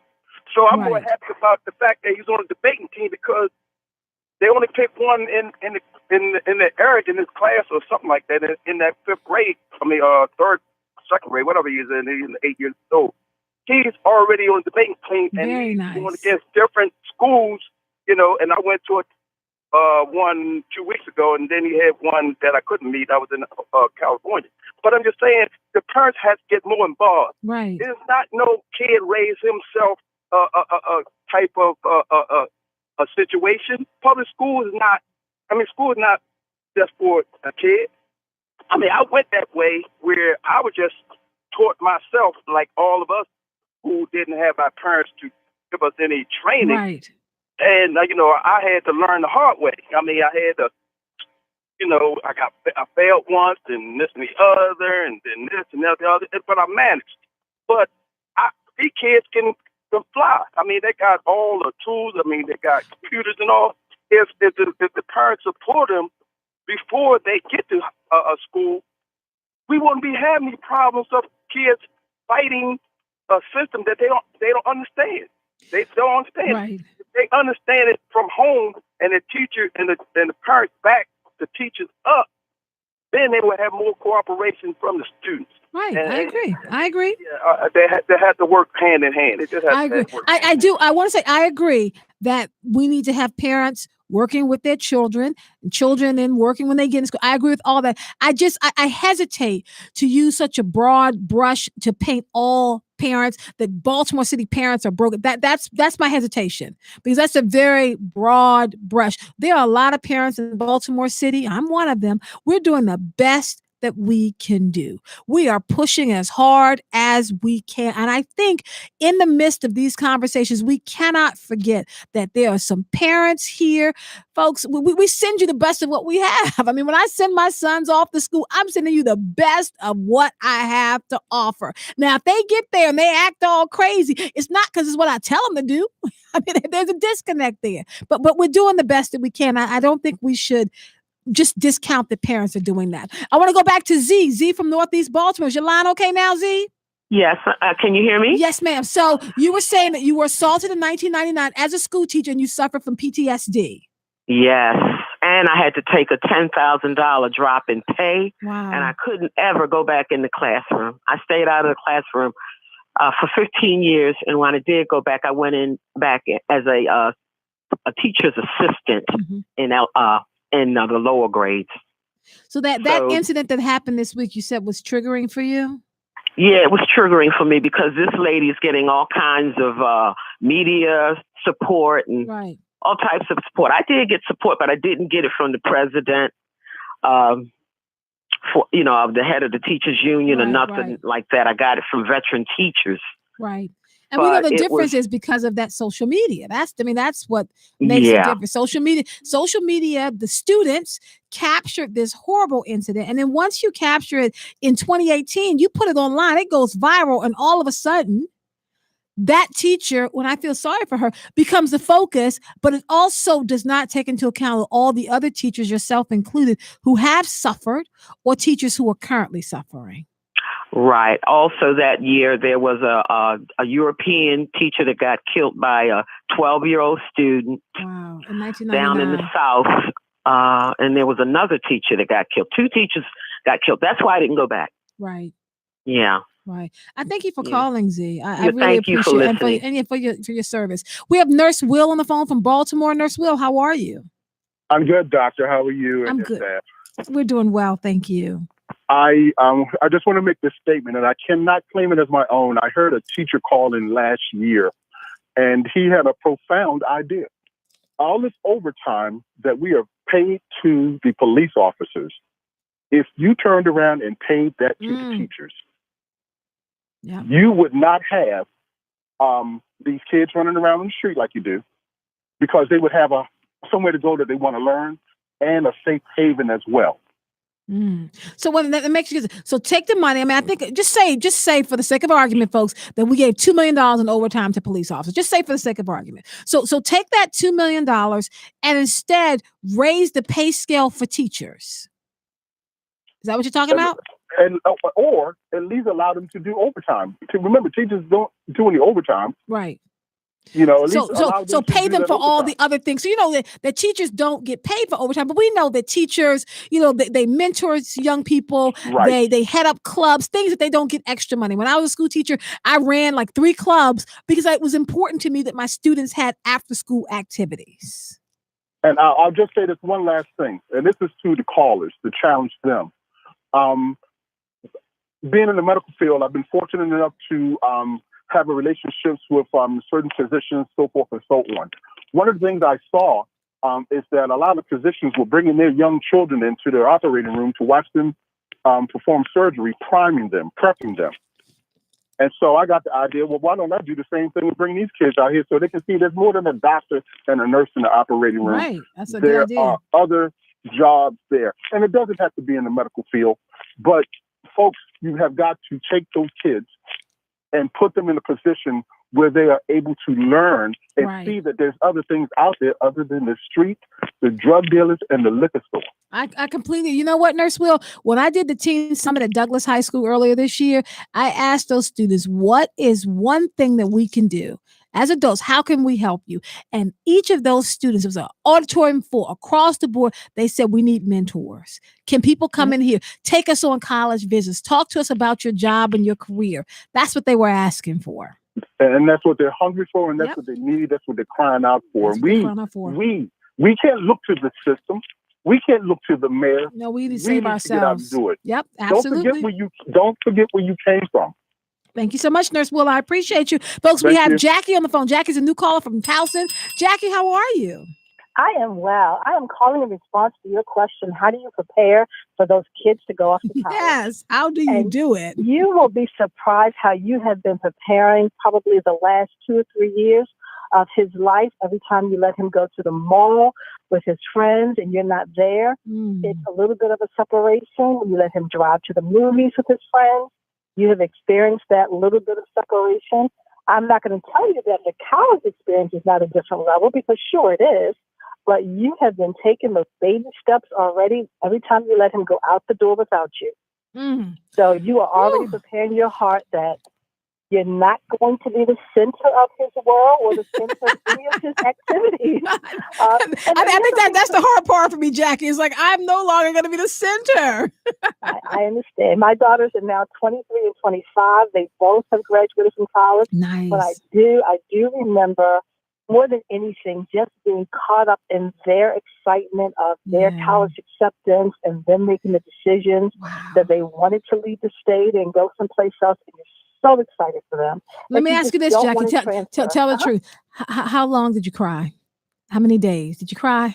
For the oldest, we set up her room. It's me and my parents and her younger sister. We set up her room, and we're giving kisses goodbye, and we're about to get in the van. My parents are already loaded in the van. We are about to pull off. And I look at this little girl, because at that point she looked so tiny to me. And I said, "Are you afraid?" And she said, "I am." And I grabbed her. I held her. We stood there. We cried. And I said to her, I had to be honest. I said, "This is the hardest thing I've ever had to do, is get in this van and pull off and drive off." I'm just saying, Jackie, you're bringing tears to my eyes. You are. You're bringing tears to my eyes. And I cry every time I think about it. But I said to her, I had to be honest. I said, "Now, are you afraid?" I said, "This is hard for me. It's hard for me to leave you and drive away." But I knew at that point it was just a stage, another stage that we had to go through. Jackie, I'm just going to tell you right now, you may have to call back a couple of times this year and help me through this. Okay. Thank you so much, Jackie. I have Joanne on from Hanover. Joanne, how are you? I'm fine. Thank you, Dr. K. I love your show. Thank you. I'm calling about the question about the college students. Yeah. How do you let them go? I'm about to have a college graduate. Man, I'm so thrilled. I'm so happy. I'm ringing a bell for you. Thank you. Hey, from University of Maryland. Nice. So I cried a lot when she first left. I cried, and she was my buddy. But you know what, Dr. K, she's ready, and she's going to be a leader. Nice. And all those children, the other students, when they come out, if they didn't do their homework, she's going to be the boss. Okay. Nice. So how you prepare is a lot of prayer. Nice. I say a lot of prayer, because they have to be independent and they're resilient, and they have to go out there and test the water. So lots of prayer. I like that. A lot of prayer. Let them test the waters. Yes. And mommy has to balance it. Mommy has to have her interests and go out there and invest in her passions as well. Okay. So I'm taking notes, Joanne. That's right. Whatever you love to do, start doing it now. I know that's you right. You won't even notice. That's right. After a while, you won't even notice. And she'll be happy to see you have joy in your life as well. I like that. Thank you, Joanne. Then you may have to call. I'm telling you the same thing I just told Jackie. Call back and check on me this year, because I'm trying. It's November. It's hard for me. Thank you so much. Folks, we have Alan on the phone from Waverly. Alan, how are you? Yeah, I heard about the children attaching their teachers. I'd like to put a different spin on it. Okay. I grew up in New Milford, Connecticut, and one day I was talking to a friend of mine about a gym coach named Mr. Bass, and I said to my friend, "Mr. Bass needs some fashions." Well, gym class came, and somebody said, "Alan called you a fascist," and he got everybody in the class to spread their legs And I had to, first of all, he insulted my mother. He called me a male offspring of a dog. Oh, my. A Jewish male offspring of a dog. And then he got all the kids to spread their legs, and I had to run through those legs while them kids smacked me on my butt. And do that several times. Up and back. Not only that, but we had teachers that would, we had lunchroom, they'd walk around with rulers. And if we were eating too fast, they'd hit you on the hand. And we had teachers, and teachers in the classroom. If a student giggles or laughs, they'd come over and smack them on their hands. Those students would cry. So, what about all these pedophile teachers out there? Right. Using teachers.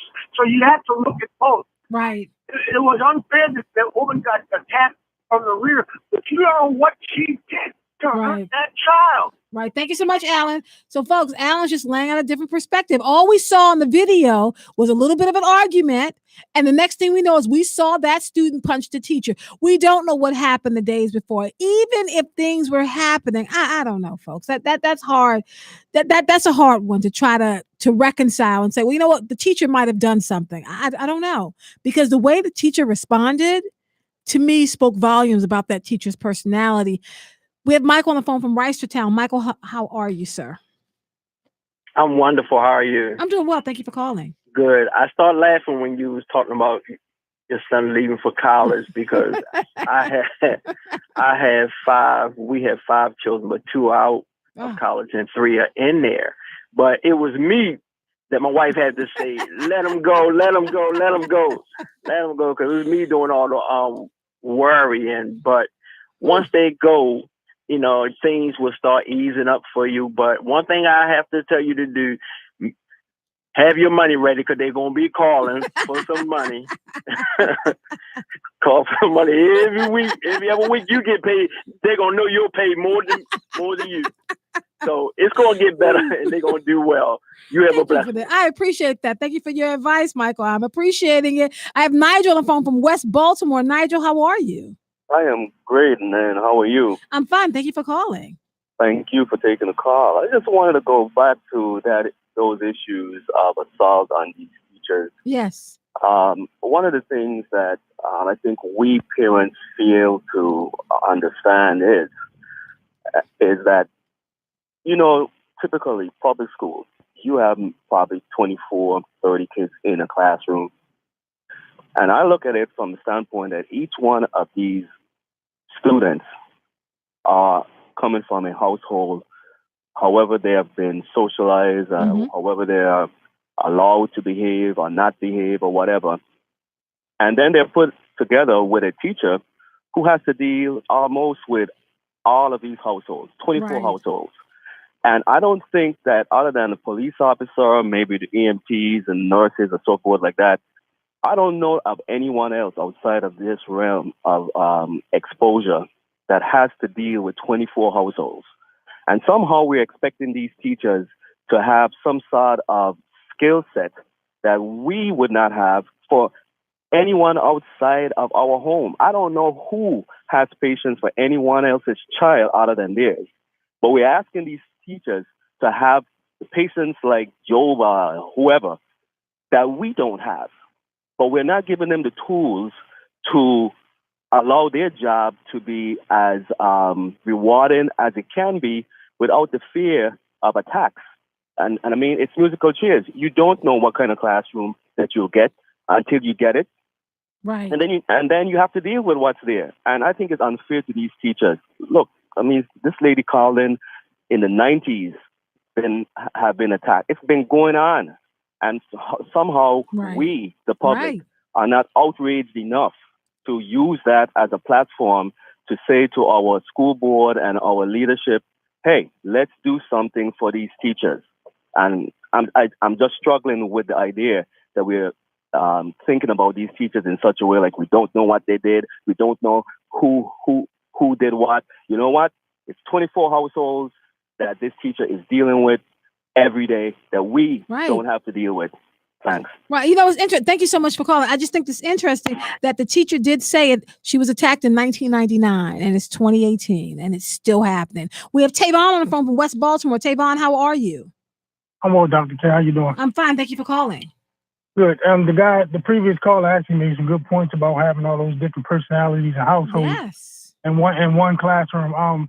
And from another perspective, a teacher's perspective, my twin brother is a school teacher in Cecil County, and some of the stories he tell me about these kids, it's like, how can you not get involved? If you're a teacher and students bring their issues to school and you're not there to be a counselor, first of all, you're not just a teacher, you're a counselor, right. You're a pastor, you're a parent, you're a bunch of different things. And he was telling me how kids come to school, they were bullied, kids that come to school that don't eat. Like it's hard for a kid to focus when they haven't had breakfast, right. or they know the only meal that they'll get is a school meal, and if you cut that out, they don't have anything. Like we really don't know what these kids are dealing with in their homes. And if someone calls and says, well, that's not the teacher's issue, then it is. I personally think I'm not a school teacher, but I've been in positions where I've coached and volunteered. And kids, when people want to confide in you or they trust you, they'll tell you their life story. And it's like, yes, you can't help everybody, but if you can save one, that's good enough, in my opinion. I mean, I like that. I mean, you got to save one, except that with that, Tavon, I think as teachers, the idea is we need to try to save as many as possible. Mm-hmm. Because it's hard work. Like, it is hard to know that you have that many students in the classroom, which means you have that many families in the classroom, which means you have that many lives in your hand that you're trying to get them to the next level. It's hard. Yeah. Now, I was actually trying to volunteer at my high school. I won't say the name to protect the innocent and the guilty. Right. I actually called a couple weeks ago saying I was telling you that I wanted to volunteer, and you told me to let you know how it went. Yes. So I've been calling, leaving messages. Nobody's called me back. Really? There's several people from the alumni that said they want to volunteer, help coach, and do things. Everybody says the same thing. Nobody ever calls back. But they always saying, we only come during homecomings and when there's special events, which is not true. We try to reach out well before. I remember when I was working for a major company, and I presented the idea to some of the counselors at the school that they should have a program where the kids can come to the school, come to the job and learn different positions where they don't have to go to college, because college is not for everybody. Right. They don't have to go to college, and they can make a really good living being flight attendants and other things. Nobody ever called back. Like, people are putting the ideas out there, whether or not the administration or whoever's in charge or even considering it is a pretty different story. Right. Like, these schools are so politicized now. It's sickening. Well, I appreciate you calling and just kind of sharing that out, folks. I mean, we're wrestling with this. We're wrestling with what do we do? How do we transform our schools, because it does affect all of us. What's happening in the schools affects us all. I have Sonia on the phone from Baltimore. Sonia, how are you? How are you, Dr. Gay? I just wanted to comment with your son, Greater Lead, and having experienced my daughter leaving. Ooh. And when she went to Temple, I didn't realize that, they couldn't bring their cars when they were freshmen. Right. And then just happened to worry about traveling and getting on a bus. But it was okay because they end up partnering up with other people. Oh, okay. And then you end up gaining other kids as your kids, because she had a roommate and her mom, was struggling in New York with some other kids. So I found when I would bring things to their room from Baltimore, I would bring them for her as well. So I end up partnering with the mother. Nice. And we end up sharing the responsibility of their household items. I like that. So that's also something to look forward to. Okay, I'm working through it. I'm taking baby steps here. Yes, you are. Yes, you are. And look, and Dr. K, Philadelphia didn't play. We pulled up in front of Temple. They say dump your things out, and parents pull off. I didn't have a dolly. I didn't know how I was going to carry it to the dorm room. But it was exciting. I like that. I'm going to document on the show. I got to walk through it. I need to. My hands have to be held through this, Sonia. I appreciate you. All right. Have a good day. You Dr. too. K. We have Mike on the phone from Baltimore. Mike, how are you? How you doing, Dr. K? I'm doing well. I just want to say I love your program, man. At the top, I haven't tuned in that many times, But every time I tune in, it's very powerful. So I decided to call and chime in. I think you should do like a marathon where those people in the community can actually invest their time.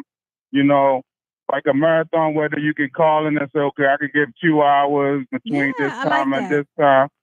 You know, I think that'll help so we can get some of these issues in Baltimore City taken care of. Because I went to Baltimore City School, and it was so bad when I came up here in the 90s, I actually dropped out because the teachers was being bullied, the kids was doing whatever they want, the principal was walking around with security.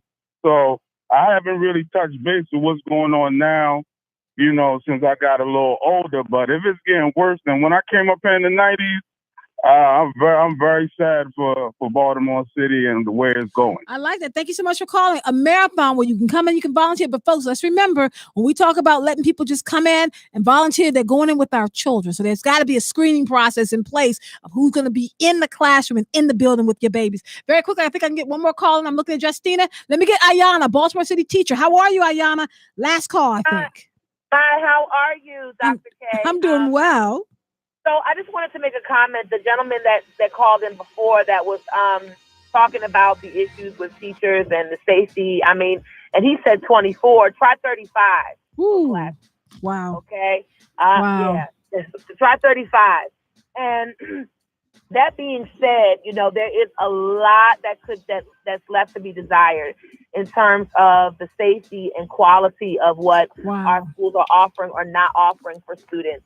And then we also have to remember, you know, I have a special ed background, that we have students with you know, challenges in ED, emotional disorders. Okay, so you have students that are on track for bipolar disorders and other things like that are students in the classroom that need specific modalities. They need people in place that understand how to be able to okay, you know what? I'm sorry, Ayana. They give me the rap. Dre's on me, tell me I have to stop. Let me cut it here, folks, and very quickly say this show is a production of WEAA. Join me on Monday. We're going to talk all over again. I'm excited about the weekend. Have a safe and have a wonderful weekend. We're now at 307 homicides in this city.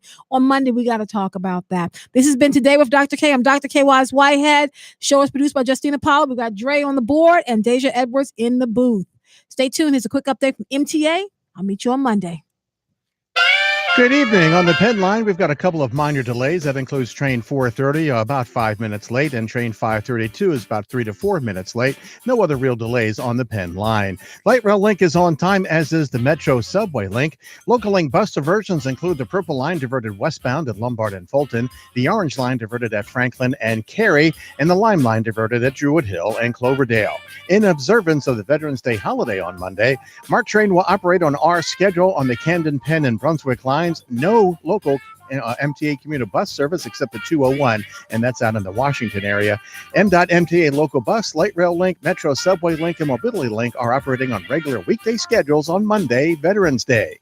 For the MTA Transit Team, I'm Ken Berger on 88.9 FM WEAA, the voice of the community. Hello, everyone. I'm Sandy Mallory, the Public Service Director and host of Cool Vibes with the Neo Soul Cafe, heard during the middays, Monday through Friday. I want to take a moment to thank each of you for your assistance during the fall membership drive. Whether a large or small donation, each one stood for something. Your desire to keep WEAA available for everyone. There is still a need for your support. Please consider sending your tax-deductible donation to WEAA.org. Support your community radio station today.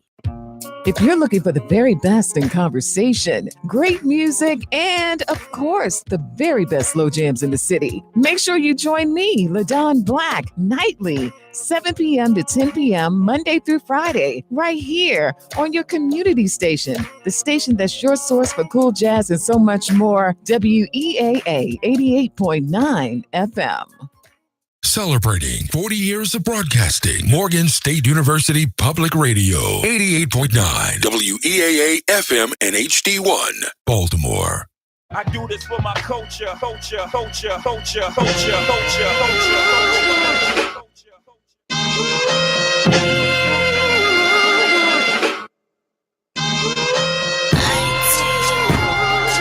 do this for my culture.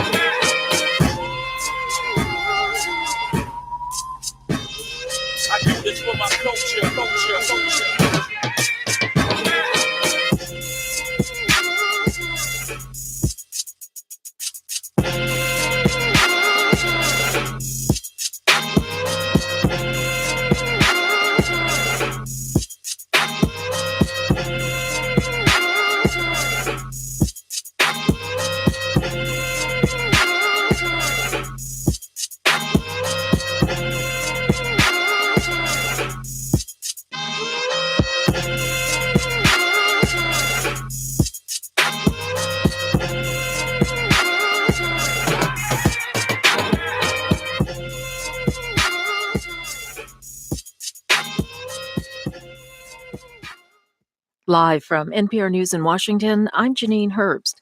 California firefighters are battling several large blazes today in the northern city of Paradise. At least 5 deaths are being blamed on the so-called campfire, and there are mandatory evacuation orders for Malibu. Meanwhile, in the Los Angeles area, strong dry winds are fueling the fires, burning thousands of acres and forcing residents from their homes. Kaylee Wells of member station KPCC has more from Calabasas. Mae Williams lives in Boise, Idaho, but she travels to the LA area for business. She says seeing wildfires when she comes isn't even surprising anymore. It seems like every time I come back here, it's something with the fires, every time. She was staying at one of the hotels in Calabasas, which lost power shortly after she left. She says the guests there were really nervous, but as a native Californian, she's learned to stay calm. I'm from here, so I'm used to it, yeah. But people that are not, they're like, what is going on? The Woolsey fire is one of several in the area now, and firefighters say this one is still 0% contained. For NPR News, I'm Kaylee Wells in Calabasas. A coalition of groups working on behalf of immigrants has filed a lawsuit to block a new Trump administration policy that would sharply limit the opportunity to apply for asylum in the U.S. NPR Scott Horsley has more. The ink on the new policy was barely dry when the ACLU and other groups filed their lawsuit in federal court in San Francisco. They're challenging the Trump administration's effort to funnel all asylum seekers to official entry points along the U.S. border with Mexico. The lawsuit says that policy would create dangerous bottlenecks at entry points and violates U.S. law, which says anyone can apply for asylum even if they cross the border illegally. The administration complains that a growing number of Central American migrants are abusing the asylum system. The lawsuit disagrees, insisting many migrants have a legitimate fear of violence in their home countries. Scott Horsley, NPR News, Washington. President Trump is seemingly distancing himself from his newly appointed acting attorney general, Matt Whitaker. At the White House today, Trump claimed he doesn't know the man who now heads the Russia investigation. But a few weeks ago on Fox News, Trump called Whitaker a great guy, saying, quote, "I know Matt Whitaker." Whitaker's criticism of special counsel Robert Mueller's Russia probe has drawn condemnation from Democrats who are calling for a bill to protect Mueller and the investigation. But Senate Majority Leader Mitch McConnell says that's not necessary. The president certainly expressed his point of view about how he feels about the investigation. But as you can imagine, we speak frequently. It's never been any indication that he wants to dismiss Mueller or the investigation. It's going to be allowed to finish. He also says he expects Trump to name a permanent AG soon. Wall Street lower by the closing bell. The Dow down 201 points. The Nasdaq down 123. The S&P 500 down 25 points. You're listening to NPR News.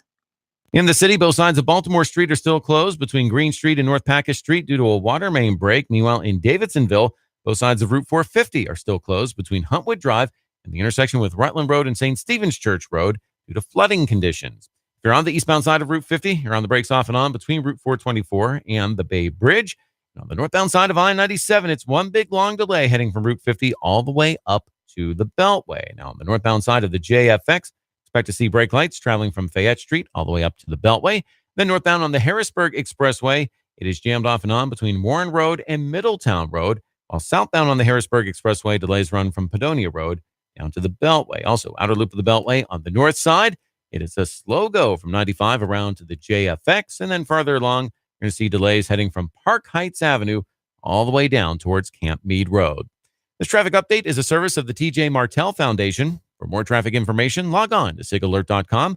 I'm Ron Balsaric with your Baltimore area traffic. 88.9 FM reminds you that the views expressed on WEAA programs are those of participants and not necessarily those of Morgan State University, the staff, management, or underwriters of Baltimore's home for cool jazz. WEAA 88.9 FM. I do this for my culture, culture, culture, culture, culture, culture, culture,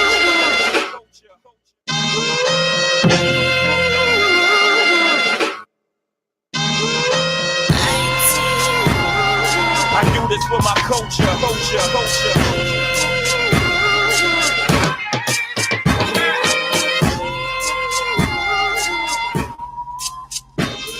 I do this for my culture, culture, culture.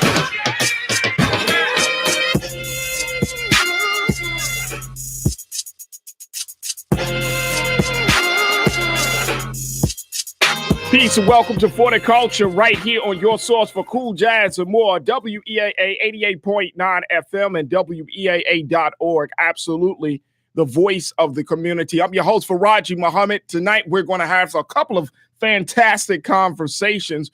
But before we get into those, I got to let you know that support for WEAA is certainly brought to you by Catholic Charities. You see Marylanders in need every day, needing shelter, food, jobs, healthcare, substance use treatment, and more. And of course, you hope things will get better for them, but hope is just the start. Catholic Charities turns compassion into action, caring for people from all faiths and backgrounds every day to help them improve their lives. Turn your compassion into action through the United Way campaign by designating Catholic Charities. Yes, yes, yes. Folks, as we're talking about need, as we're talking about doing something great for the community tonight, we are very excited. We're going to have a couple of conversations, one being a conversation about when is it too old for you to no longer be in your house, in your parents' home. And there's a reason for this question, folks. We're going to talk about some of the latest challenges of one of the history makers from this week's election. So we'll have that conversation. But before we get into that, we're going to be, I am joined by my wonderful colleague. You hear her from 3 to 5 every day, Monday through Friday here. Always bringing that fire, always allowing us to go deeper and uncovering those layers. I am talking about none other than Dr. K from Today with Dr. K. Dr. K, how are you, ma'am? I'm doing fine. I'm so excited to join you because the topic that we're going to discuss is one that is very near and dear to my heart. It's something I think about a lot as a Black woman, and what is our role in sports? What's the face of Black women in sports when I see young sisters just defying all odds when it comes to gymnastics, when I think about the challenges that are happening in the WNBA, and I think about the ways in which we are still fighting to break that intersectional ceiling with race and with gender in sports. Absolutely. And so we have on the phone with us, we have Dean Jackie Jones from Morgan State University School of Global Journalism and Communication. How are you, Dean Jones? I am well. How are you today? I'm doing well. So I just want to first, if it's okay with you, Faraj, I want to invite everyone to what is happening with this conversation. The conversation is about the challenges that Black female athletes face in school. So Morgan State University, right here at the School of Global Journalism and Communication, we have partnered with ESPN's The Undefeated to present a discussion about discrimination based on race and sex in sports. The conversation is actually going to be recorded for a documentary, and we're asking you to come and to participate. But I want to break down with Dean Jones some of the things that are going to happen with this no ceilings conversation. Dean Jones, can you talk to us about why this is important, particularly when we think about the work that Black females have done on the front lines from the start of the civil rights movement up until where we are today? I think that one of the things we have to keep in mind is that when you think of civil rights and civil liberties, that it goes across all platforms. So it's not just marching, it's not just running for political office, it's all the ways that we live and breathe every day, the way we demonstrate in our various jobs, our careers, all kinds of areas, and sports tends to be one of those things. You know, we are, as Americans, a very competitive society. We love our athletes. We tend to idolize them in many ways, but it's a very different experience for Black women athletes. And so many not only had to break barriers as women getting into sports that for a long time were considered the province of men or the province of wealthy people like tennis or golf. They not only had to break into those fields as women, but as Black women, there was sort of an added consequence for daring, if you will, to go beyond their communities where they were largely well supported to compete at Division I or professional levels. And in many instances, they took a browbeating not just from the broader society, but from their own as well at times. And so it's really important to make sure that we know the history of that and that we look at how our young women today are trying to work their way around some of these lingering issues that have arisen over the years, over decades in professional and collegiate sports. Do you think right now, with the ways in which Black women are dominating gymnastics, because I was thinking about Simone Biles being the first gymnast to win a gold medal in everything, not just the first Black woman, but the first American to do this. When I think about the ways in which Black women went to the polls and really made ourselves heard through our vote, and the ways in which Black women are writing and teaching and trying to push this agenda forward, do you think the final frontier for us is sports? I don't know if it's the final frontier, but I certainly think it is an emerging frontier. I'll give you a perfect example. I remember when the WNBA started, and I would have these conversations with men all the time saying, the WNBA isn't as good as the NBA. The men's game is better. And I had to remind them that the men's game was not always the men's game as we know it today. I'm much older than you and Faraji, and so I can remember coming to the Baltimore Civic Center as a kid with my father to see a doubleheader NBA game. I remember seeing the Cincinnati Royals with Oscar Robertson playing the Philadelphia Warriors with Wilt Chamberlain, and that was the opening game, and then the headliner game was the Knicks and the Bullets. And so, when Red Auerbach first owned an NBA team, he sometimes had to scramble to find a venue to play because the arena he normally uses was sometimes used for other events like the Ice Capades and things like that. So they weren't millionaire ballers. These were working class guys who had to have jobs in the off season to feed their families. So, you have to think about the history of a sport, a history of how people are treated and how they develop in sports. A lot of people don't realize that for a long time, Jews were the dominating players in the NBA, in the early years of the NBA. Wow. Yeah. And so when you think about where Black women are in sports, you can think about the trajectory that has developed over time and where we're headed. And as Black women become dominant in many fields, in very, very different sports, I should say, I think that our not just our presence, but our impact and our influence grows with that. Now, Faraji. No, I was just thinking that, when we talk about that level of impact, Dean Jones, I think that we tend to forget about that part of history. And how do we inspire the next generation of history makers to ensure that these struggles, these challenges are not forgotten, for one, but more importantly, how they can keep the momentum going. Because unfortunately, when we talk about sports, it's like every so often. It's not as often as I think it needs to be. But how do we inspire the next generation of young women leaders to take it to the next level? I think the first thing is writing the history of it, which is what we did with this study that was commissioned by the Undefeated. The School of Global Journalism and Communication was asked to produce a scholarly report that examined the impact of the images of Black female athletes, not only on broader society, but how it impacted young women's decisions to get involved in sports. And in the course of the research, what we found was that by and large, young Black women were nurtured within the Black community as athletes and did wonderful things. I mean, we had bowling clubs, competitive bowling leagues that started well before the PBA.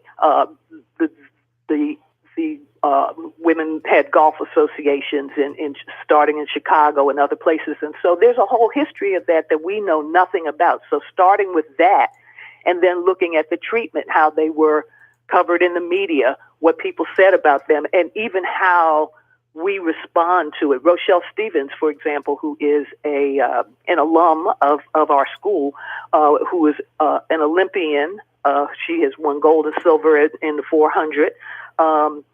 She said that they used to hear people talk about how bad Black women looked. You know, the description of them as being mannish or homely or lacking in some way. And we see that in other ways when you think about Serena Williams and Maria Sharapova, for example. Right. But what the coaches did to help the students address this at the time, the student athletes, they would make them dress a certain way, look a certain way. Rochelle said their coach would tell them, there are no ugly girls on this team.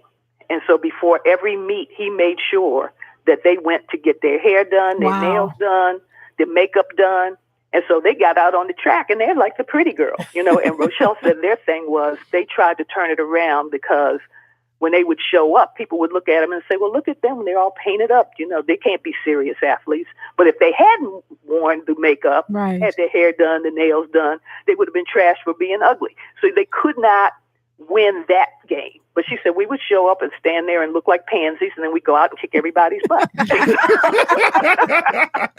Now, Dean Jones, I have one more question for you, because I know that with this piece that's coming up, which is very exciting, this taping for the documentary was looking at discrimination based on race and sex in the sport. I'm just wondering, where do you think class fits in here? Because when we look at intersectionality, do we bring in the fact that, you know, men, Black men, you know, as we drill down the study, outpace women when it comes to the money they make in the sport as well? I think they're distinctive sports. And like I said earlier, when you're looking at it on an evolutionary basis, women are starting from behind, way behind the starting line, right? So you can't compare today's WNBA to the NBA of today. Right. You know, the money will catch up at some point, just like the money needs to catch up in women's tennis. It's getting better, but it's not the same. And they're different games. And I think that we have to start with not comparing them on, it's like apples and oranges. You don't compare them on the same level because they are distinct sports in and of themselves, and they should be recognized and treated that way. And I think that helps turn the corner in terms of the economics of it. If I am recognizing the WNBA as its own sport, then we're talking about how we monetize that, how we address the athleticism of the athletes. When a couple of years ago, when we announced this partnership with ESPN, we had a young woman whose name escapes me at the moment. She was a former WNBA player. She had played at University of Tennessee under Pat Summitt. And she said when she got to the pros one year, the owners were treating it as if, you know, these are just girls in costumes. They weren't really thinking about it as a sport. And they wanted to change the look of the women's uniforms to make them a little sexier. And so the players got together and they fought. They pushed back and they said, we are athletes. You're designing these uniforms we can't even play in. They're uncomfortable. They don't work. What are we supposed to do with this? And it was then that they realized that what the owners were trying to do was just put on this girls show that would try to bring more men to the games, because they thought if they were coming to look at gorgeous women as opposed to watching serious athletes, that would help grow their revenue base. And so the players had to demand to be treated as athletes. It's a different sport, but they are athletes nonetheless. And so it has to become part of our culture to insist that they be treated respectfully in their chosen professions, the same way we expect Black NBA players, Black NFL players, anybody in any sport to be respected as the athletes that they are. And we begin to beat that drum repeatedly and build that into the way our children talk about athletes, how they respect those athletes, the language that's used. You know, you have your son's playing football, and then his team isn't doing well, and you hear the coach on the sidelines telling them they play like girls. Yes. Right. What does that mean? Right. You know, I have a goddaughter who is a kick butt squash player. Uh-oh. She Okay. heals on the court. And her team, they were playing another school over the holidays, and they had so they put the girls against the boys because they didn't have enough to field, 2 full teams from each school. So Helene got out there, and she was killing this boy, and he couldn't take it. He was cussing and stomping around. He was so mad, and one of Helene's teammates came over to her and said, "You got to stop. Don't you see he's just losing his mind? Play like a girl." Play like a girl. She said, "I am a girl, and I'm going to kick his butt." Well, it's so interesting, Dean Jones, that we are still in that time where that stigma is still attached. I mean, the fact that female and women athletes have to have these, I guess, many strikes against them being Black, being a woman, and then still striving to get the respect that they deserve to be seen as part. And it's interesting, one of our Facebook viewers checked in. Nathaniel said, "In sports, are people really concerned about the color of your skin? With doping issues and transgender individuals participating in sports, are we really still focused on the color of the athletes?" I would say so. If you could call Serena Williams a gorilla, yes, yeah, you don't call white women that, do you? No. I haven't heard that. That these things happen, and people want to be in denial about it. People would may be racist, but they don't want to be called racist. No, nobody wants to be called out for it. So they want to find some other reason. So they will talk about how thick her body is or how muscular she is. But it's all talking in code to say this is an unattractive woman, and so she shouldn't be revered. She should, she is animalistic. She's someone to be feared, but not respected. And it goes conversely with someone like Lisa Leslie, who was an outstanding athlete and who won at every stage of her career from AAU all the way to the pros. But because they chose to accentuate her physical beauty, almost everything that was written about her that we found when we were doing the study talked about how gorgeous she was, how she would have how she makes a good model. Wow. And with no respect to her athletic ability. Yeah. And so you really have to listen to what's being said, the same way Black men for years were described as animals. Right. When you talked about their speed or their strength. Those things become shorthand, and it's lazy reporting when we use those terms. It is lazy commentary when you hear other people use it, and so it really is on us to correct that in our language and to be more cognizant of it. And I think our study reveals that. And I think that the support we got from ESPN has just been remarkable. They commissioned original artwork. Oh, that sounds amazing. When they published the report, and they commissioned a song, a video called "Undefeated." And if you go to the undefeated.org website and you type in "Undefeated," it'll pop up, and it's an amazing song with a rapper and some college students just kind of talking about, they say we're too much this, too much that. That's too bad. Yeah, right. It's a wonderful piece. And, what we really wanted to do was kind of come back around, because we released the study in the spring. Right. But we wanted to come back and have another conversation about this, what this means to the athletes and what it means to those of us who love sports and watch it, and what it means to our daughters, our sisters, our nieces, our godchildren who want to play sports but might be on the fence about, how are they going to take it? Are they going to pick on me because my edges are nappy? Right. All these crazy things that happen, but it's all part of a history that has really impacted the culture of sport and how we approach it. And so I'm really looking forward to it. Yes. We're going to have Dr. Amira Rose Davis, an assistant professor of history and women's gender and sexuality studies at Penn State, who is going to talk about the education in sports and the culture and the history of sports, the pattern of it. We have AJ Andrews, a women's professional softball player, and Nika, I'm going to mess it up, it's her Nigerian name, Agwumikie, a forward on the professional basketball team, the LA Sparks, and she's also the president of the Women's National Basketball Players Association.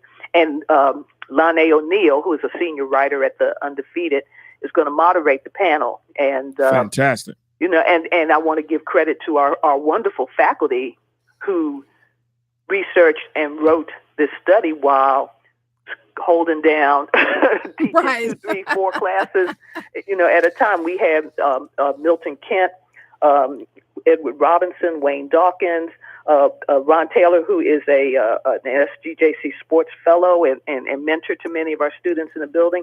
And we also brought in Tanya Weathersby, who as a sports fellow, and she's also a columnist for the Memphis Commercial Appeal, and Dr. Stella Hargett, who chairs Morgan's Department of Sociology, assisted us in the editing and making sure that we were within all the scholarly confines of putting this study together. And she and I edited the report. So I was honored to work with them and just saw the amazing work and time and effort that they put in getting this done when they all had, busy enough schedules to begin with. So they were really committed to the cause. Dean Jones and Dr. K, I'm going to even pose this question to both of you. Do you think that we will have that breakthrough moment? I mean, of course, we have the NBA and then you have the WNBA. Do you think that the male athletes at least on the basketball and football side, and the male counterparts will be more supportive?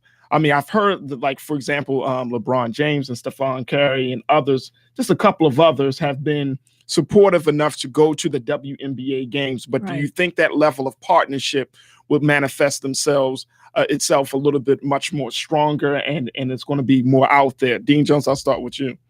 I would like to think so. I certainly think that the women have demonstrated support for the men. You remember the WNBA players were the first to wear the shirts "I Can't Breathe" and that kind of thing, and they also stood up in large measure for Colin Kaepernick.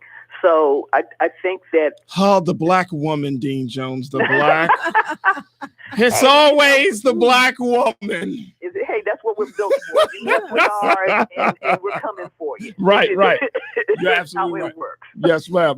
So Dr. K, what's your take on that? Well, I'll agree with Dean Jones that I'd like to think it's going to happen. I think with the breakthrough, and going back to something Dean Jones said, these are all different sports. So the breakthrough that needs to happen with the NBA and WNBA, there are so many areas of sports where we need to have a breakthrough. We need to have the public kind of rethink the way they see women in these sports. So it's not just that the NBA players must come out and support the WNBA. It's about getting the people in the seats to actually begin to see WNBA players in the same way that they see, say, a LeBron James, to give them the same type of deal. So I think there are a number of different sports, the WNBA and the NBA being one of them, that we need to see that breakthrough from both the public perspective as well as players within the field. And of course, if we fill up the seats, then that's more money, and that's certainly everything. More resources for the WNBA to do a lot more things. To pay their players more, right, to play their players more. Dean Jones, this is going to be a fantastic conversation. I'm again, folks, you've been listening to Dean Jackie Jones, Dr. K. Whitehead. We've been talking about a very, very special and important conversation about the challenges facing Black female athletes in sports. Morgan State University School of Global Journalism and Communication, along with ESPN's The Undefeated, will present a discussion about this issue, about discrimination based on race and sex in sports. And of course, this conversation will be recorded for a documentary. And so we're inviting each and every one of you to participate. This is going to happen on Tuesday, November the 13th from 4 p.m. to 6 p.m. here at the Morgan State University Center Theater. And also, you will be an opportunity to meet and greet and talk to some of these folks, these fantastic panelists. But more importantly, let's be a part of the great conversation. The moderator of the discussion is Ms. Lanae O'Neill, who serves as the senior writer of ESPN's The Undefeated. And this is going to be something that you do not want to miss. If you want to get more information, make sure you hit us up on our website at weaa.org. Again, that's weaa.org. for the conversation about how these women are breaking the barrier to make no ceilings. Dr. Dean Jones, thank you so much for being with us here on For the Culture tonight to have this conversation. My pleasure. Anytime. Thank you so much, Faraji. Dr. K. Whitehead. Always. Thank you. Always. Thank you. We got to take a quick pause. When we come back, Hey, look, I got a big question for you. When is too old to stay in your parents' house? I want to talk about that. And of course, we want to certainly talk about the latest challenge facing one of the country's history makers, Miss Alexandria Ocasio-Cortez, and some of the challenges she's facing as a young millennial as it relates to where to live. Stay riding with us. Whole lot coming up in the next 30 of For the Culture right here on your source for cool jazz and more, WEAA 88.9 FM and WEAA.org. Absolutely the voice of the community. We'll be right back.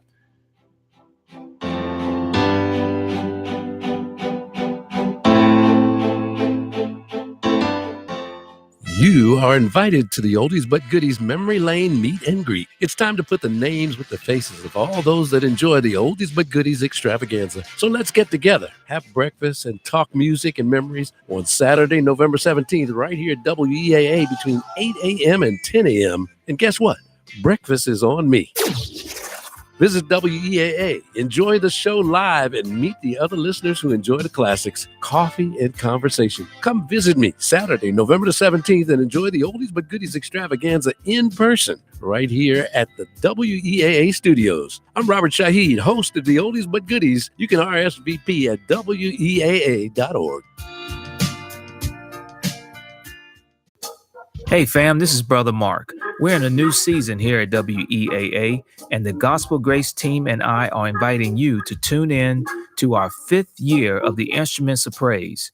I'm your host for 1 full hour of cool gospel grooves and instrumentals. So join us every Sunday afternoon from 5 to 6 p.m. right here on your source for cool jazz. We are 88.9 FM WEAA. Your source for cool jazz and more. WEAA 88.9 FM, the voice of the community. I do this for my culture, culture, culture, culture, culture, culture, culture, culture.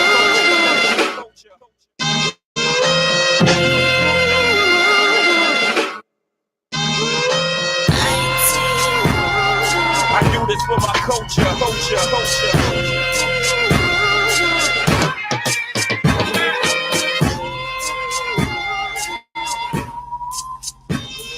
I do this for my culture, culture, culture.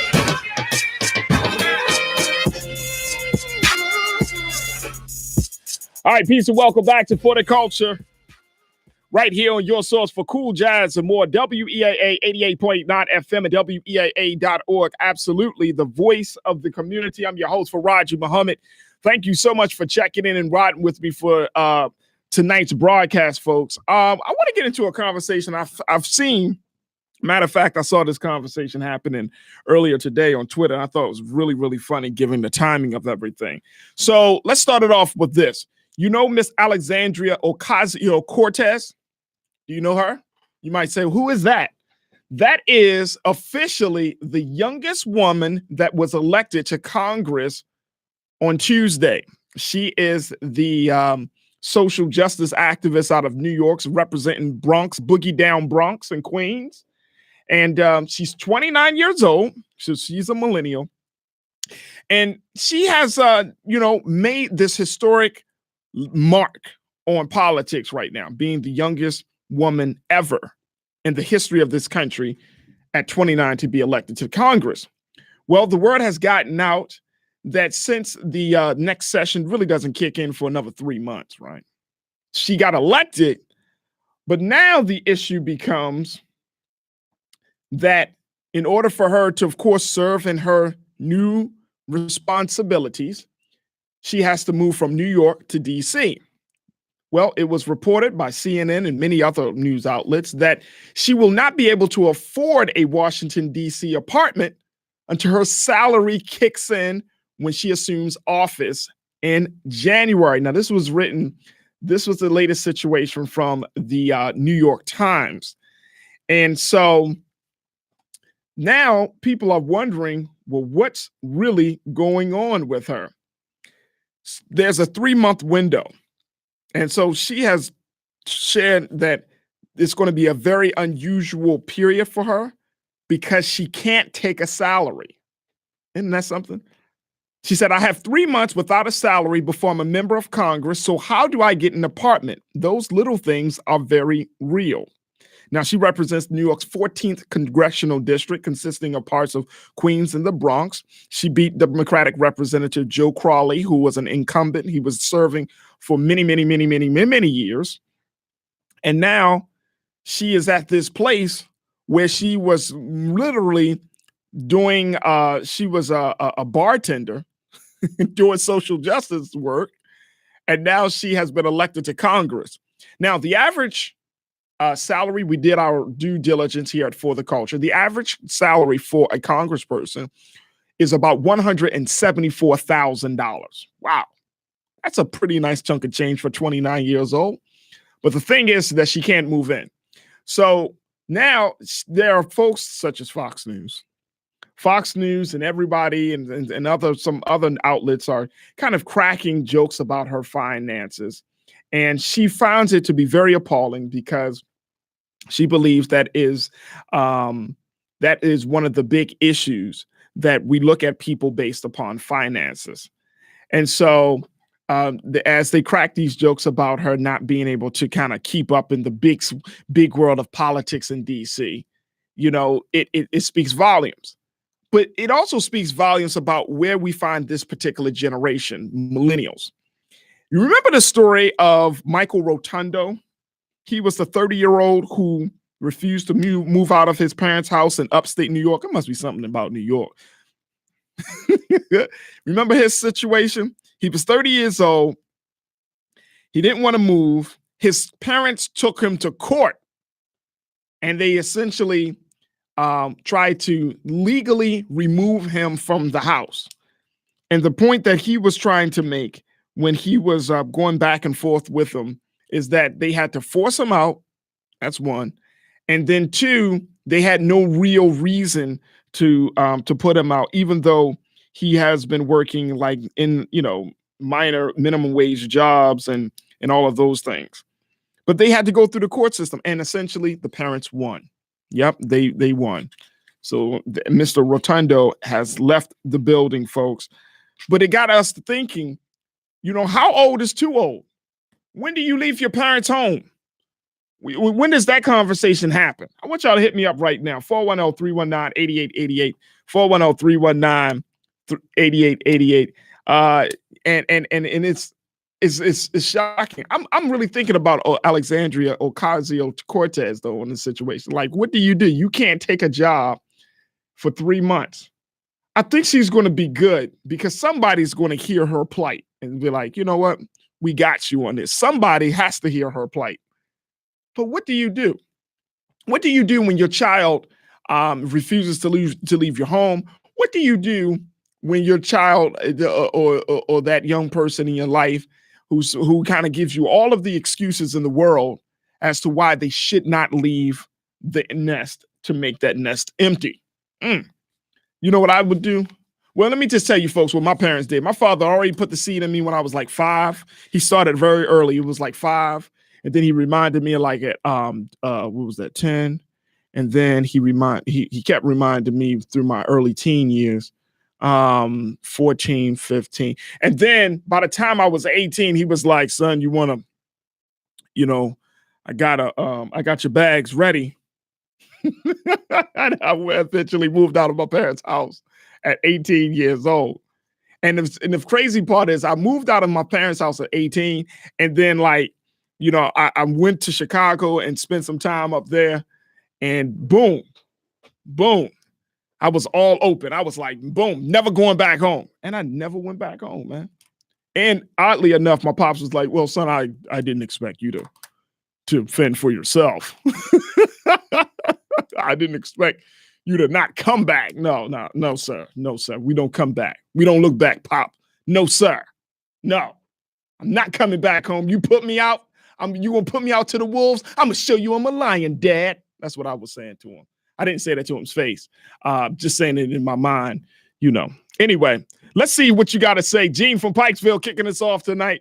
How old is too old to be living in your parents' home, Gene? It all depends if you're a good roommate. That's the bottom line. If you are a good roommate, you can stay forever. Right. You know what I mean? If you are cooperative, and those qualities, then there's no reason for really a person to leave the home. I really like my mother and father. Right. You know what I mean? And they were like, my mother has always been my best friend. Right. And so we got along, but we knew that what the rules were. What was the age for? So what did your mother? What was the age? Me? Yeah, for your parents. What did they give you an age? My dad told me 18. No, my mother told me get the heck out because when I got to the point where I could smell myself. Yeah. When I started smelling myself. Right. She said, "Well, you got to go." But up until that point, I was a good roommate. But you were a good roommate. Good roommate. Yeah, the senator. I just want to say this for Raji. Yes, sir. Has she ever heard of an efficiency, a studio, right, a roommate, right?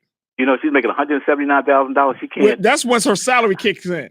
Yeah, when it kicks in, but she could live in a studio. And I've heard of senators who lived in their offices. Hey, how about that? How about that? She could live in a bar, Gene. She could live in the bar.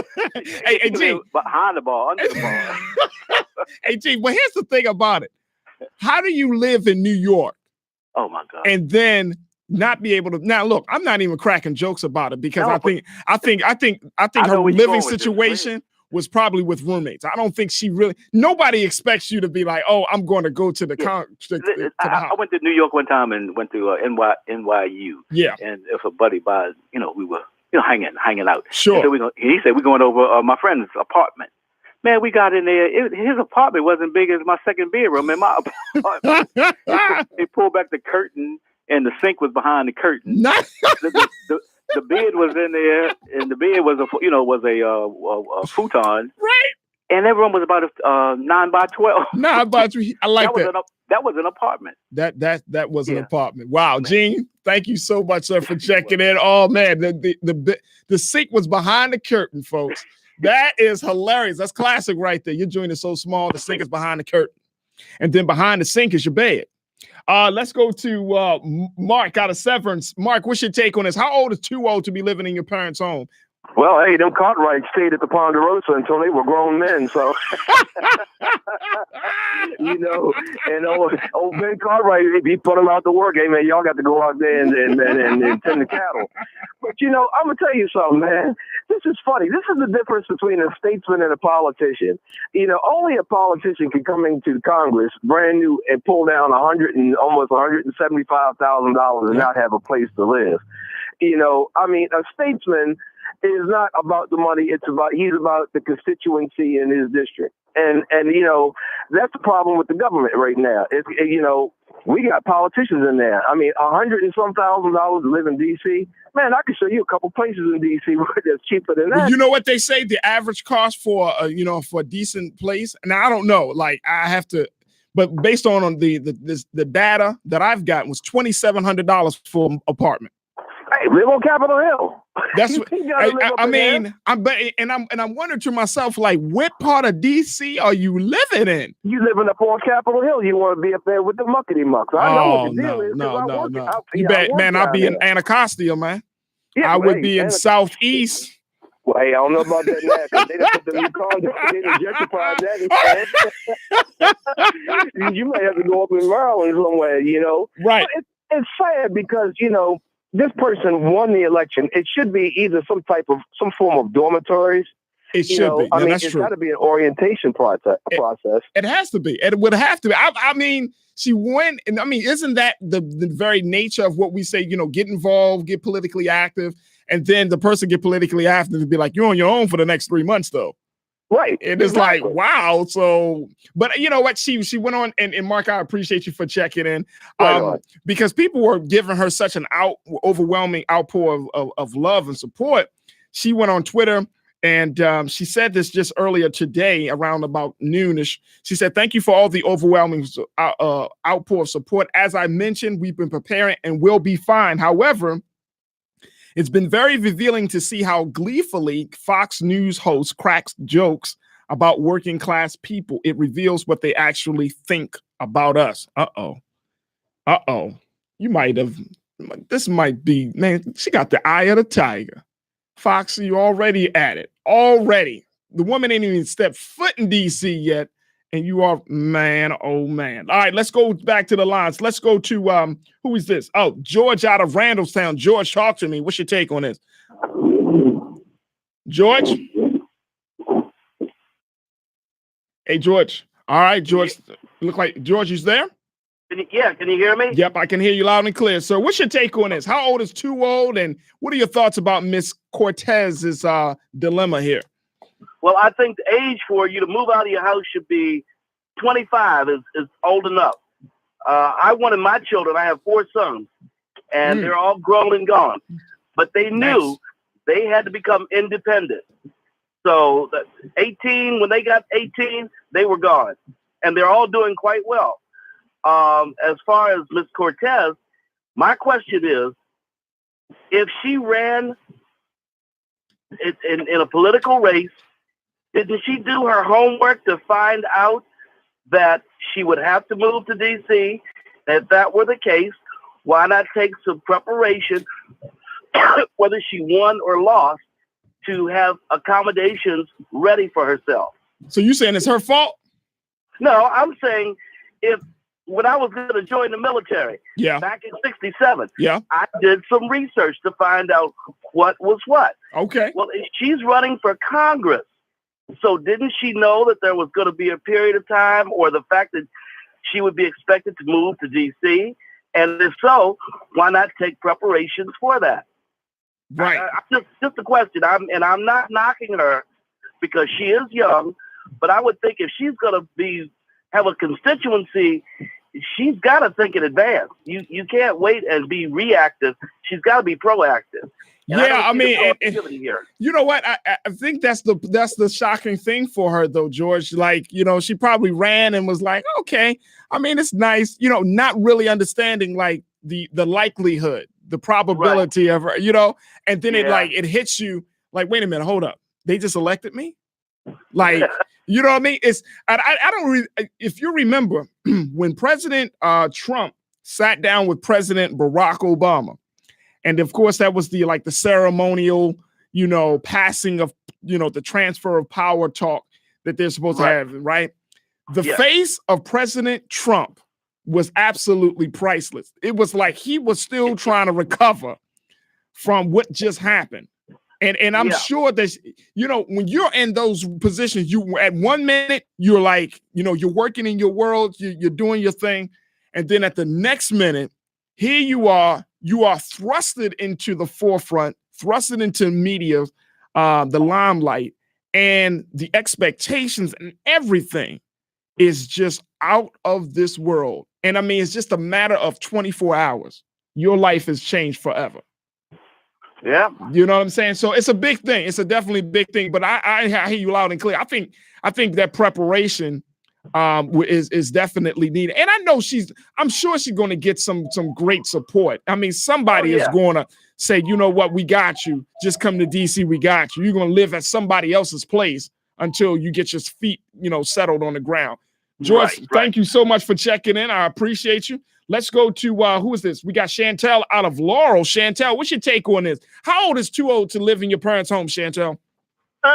Well, Yeah, is right. Uh-oh. I'm gonna say this real quick. With this economy, I know a lot of friends who are over 30 who live at home with their parents. Yeah. But they're also responsible. So they're helping out to pay some bills. Yeah. They don't write their name on the orange juice and place it in the refrigerator. It's not set up like that. But I can understand saving money and helping your parents out. When I became 18, I was able to stay home and go to school. But after I graduated from Morgan, it was like the hint, so when you plan on moving out? I think depending on the circumstances, if you're a college student, in between semesters, you got to move home anyway. That's true. After graduating from college, I think once you get your job and save a little bit of money, it's time to move out and venture out on your own. But again, due to this economy, I can see how moving home and saving some money to buy a house or whatever works. in Right. everybody's benefit. So it's not necessarily about age as much as where you are in your growth and development. Yes. Now, Yes, here's definitely. now, Chantel, you know that in 2018, 30 is actually like 21. 30 is like 19, 18, right. And, out here dating Wow. 35 years old, it's like you still acting like you still in high school. What's going on? Yeah, let's go there. No, we can't go there right now, Chantel. We can't do it. We cannot do that on a Friday night. If you going out on a date with a 35-year-old man, like main man, first thing, why is your pants hanging down like this? Right. Oh, Lord. It's going to be a long night, folks. Hold on. My girlfriend's calling me. I got to go. Her cousin in the hospital. You got the bill? You got the bill? Oh, you don't have. Don't worry about it. I already got it. I mean, that's terrible, Chantel. Terrible. Absolutely terrible. Thank you so much for checking in.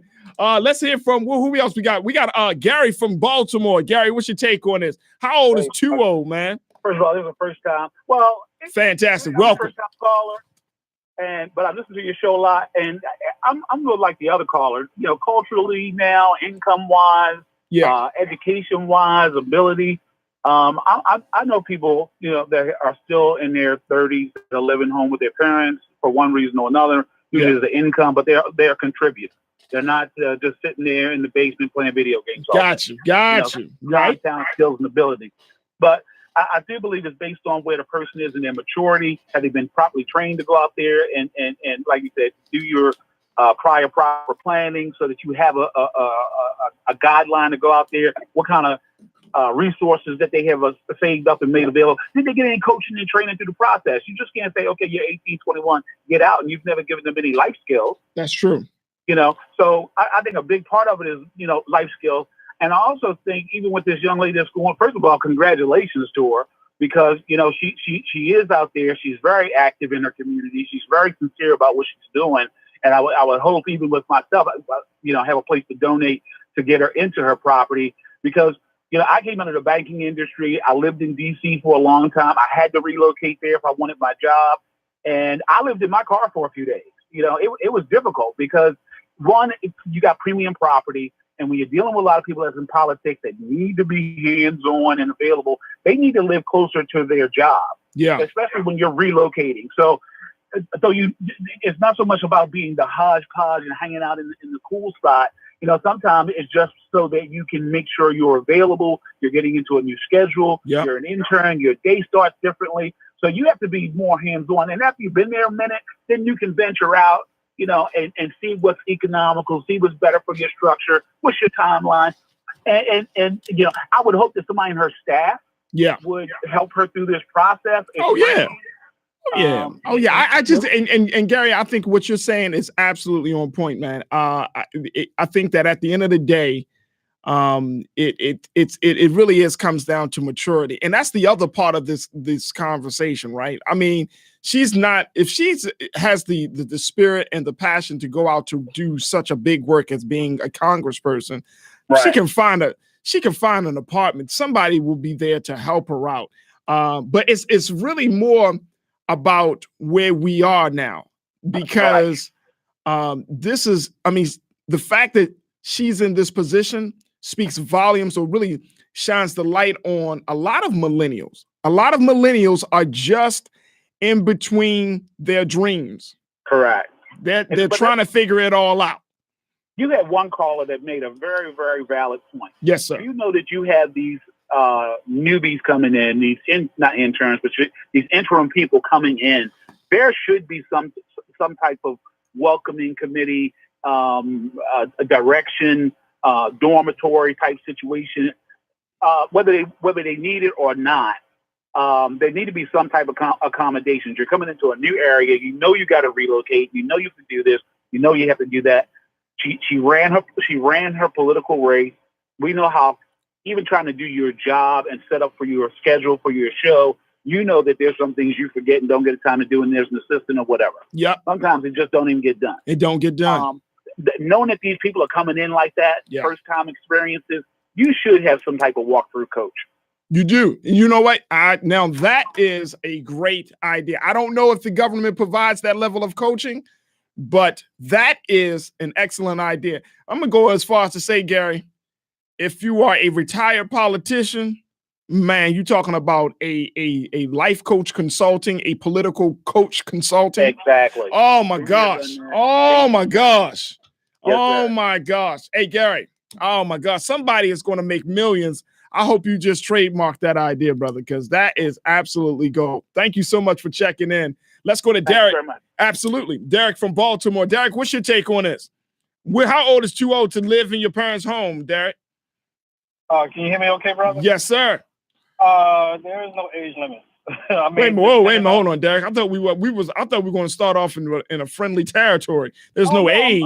I'm being real because I mean, in this day and age, certain situations dictate, certain things. There are a lot of people who live with their parents and for financial reasons, or sometimes the parents, like in my case, my mother is getting to the point where she can't keep up her house anymore like she used to. Oh no, that's fine. You know what I'm saying? So she going? Are you guys going? But she don't want to sell it. Are you going to take her in? Earned it, and you know what I'm saying. So I'm there with her, and I was only supposed to be there originally in a temporary situation. Yeah. Because I went through a divorce and I sold my home. Me and my wife, my ex, at the time, we got rid of our house, and yeah. So I'm there. So I'm only here for a while, and things started happening. This happened, and then that happened, and then and then my mom and me and my mother are very close anyway. Derek, that's I would definitely not like if I was like Chantel from Laurel and y'all two went out, I wouldn't be like, oh, you live with your mom's house. No, that's not. No. That's a whole different situation. Right. That's a whole different situation. You came back home to help your mother and to relieve the burden there. So no, that's a whole different situation versus you never left in the first place. Right. So I definitely appreciate that. Derek, thank you so much for checking in. I want to get to Dan out of DC. Dan, why is the district so hard on Miss Alexandria Ocasio-Cortez? What are y'all doing? How you do? Good evening. Good evening, Dan. How are you, sir? Very good. I live in Maryland, but I work in DC. Yeah. A couple things. Number one, to answer your question straight up front, how old is too old? I really don't think it's a matter of age. I think it's a matter of the capability and your situation that sort of take you out of your house at a certain point of maturity. Yeah. And just to get that out of the way first. Secondly, going back to your question about this congressperson that got elected. So the public has one perception of what it means to have somebody sent to Washington to represent them. So that they have a misperception in that they think it's like the movies when this person's going to pick up, go there. The only time they see them is when they hear about them in the news or when they see them on C-SPAN doing the business of the day for them as a representative. But I'm glad you brought this up because the reality of people's living situations is brought completely under the light, and this young person is no exception to the rule. So don't think that just because she's young that there's something that she is at fault for doing, because you have all these people that get elected over time that come to DC, and they are people that have families that have raised already grown kids. They have, and some of them are come from jobs that don't pay that much, perhaps, or they've been in politics for a little while and they're making money. Some of them are more upscale. They have complete investment portfolios with money invested everywhere here and there. That's a good point, Dan. To do a job, they have to make a decision. Where am I going to live? If they decide to buy a place here or rent a place, their people back home will say, he's no longer a resident. He's not a citizen. He doesn't care about us anymore. So they got to be careful. Right. So one of the things that really bothers me is that a lot of these Congress people, they get to sleep in their offices. So when you look at the everyday person out there who goes to a job to make barely minimum wage or maybe a little more than that, you got to say to yourself, if this is a solution, then why don't they have something where, sort of similar to what you said before, that there can be some type of housing situation where people can, if they work in low-paying jobs and things, they can have a place to live and still collect their complete salaries. And at a certain point, they're going to be able to have enough to get out of that situation and move on. That'll simply help them. Hey, Dan, I got to let you go, but man, oh man, that's valid points right there. Because we got to think about that. I mean, at the end of the day, these are still individuals. These are still human beings.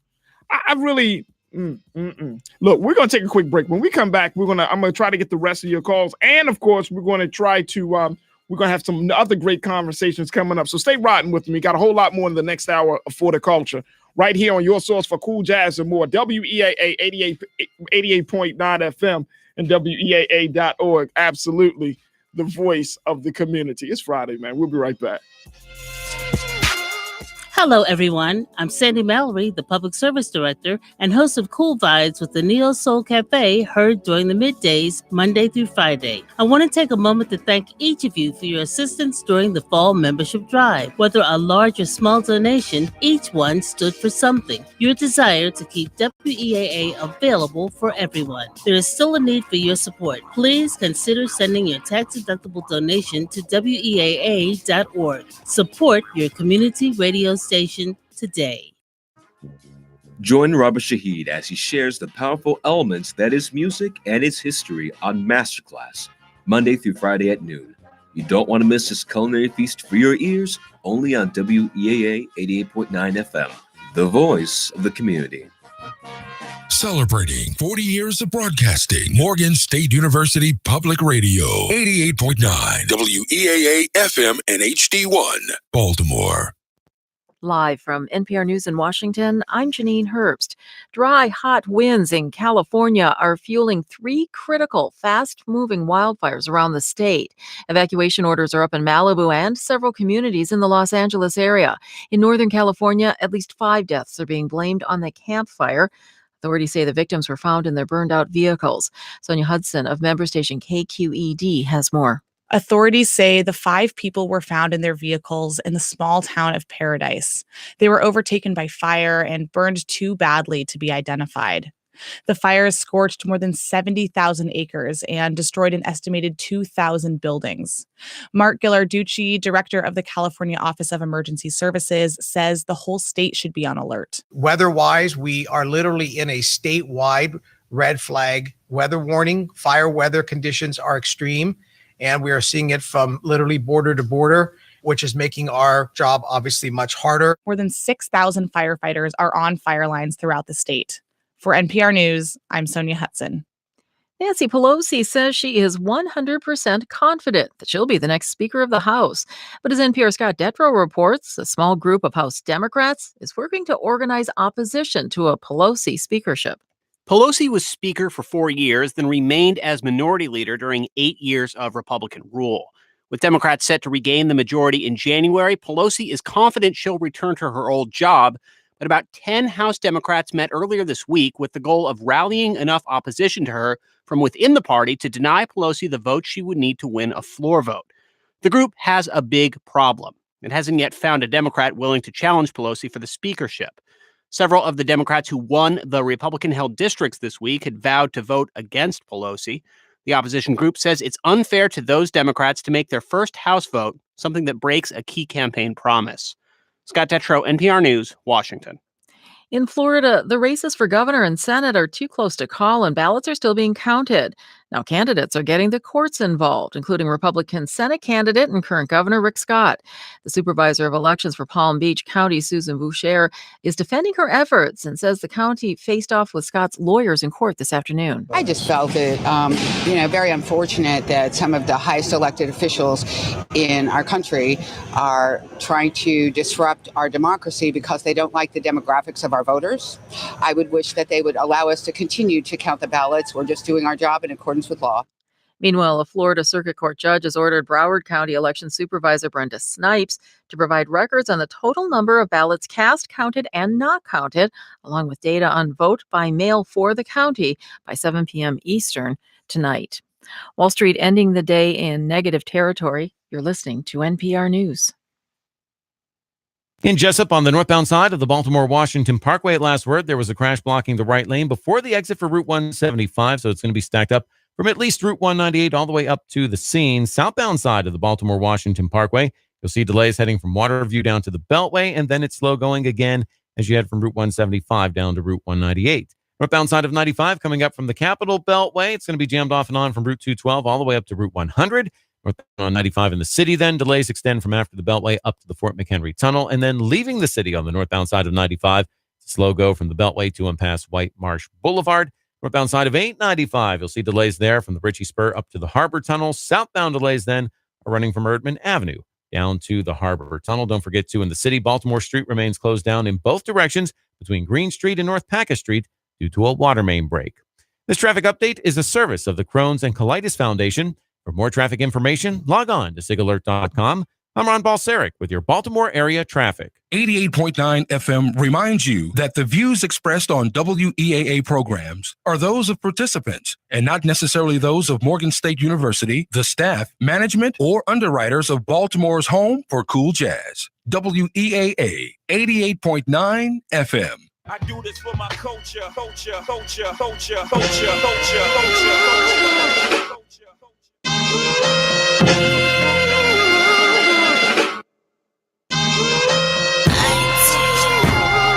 I do this for my culture, culture, culture.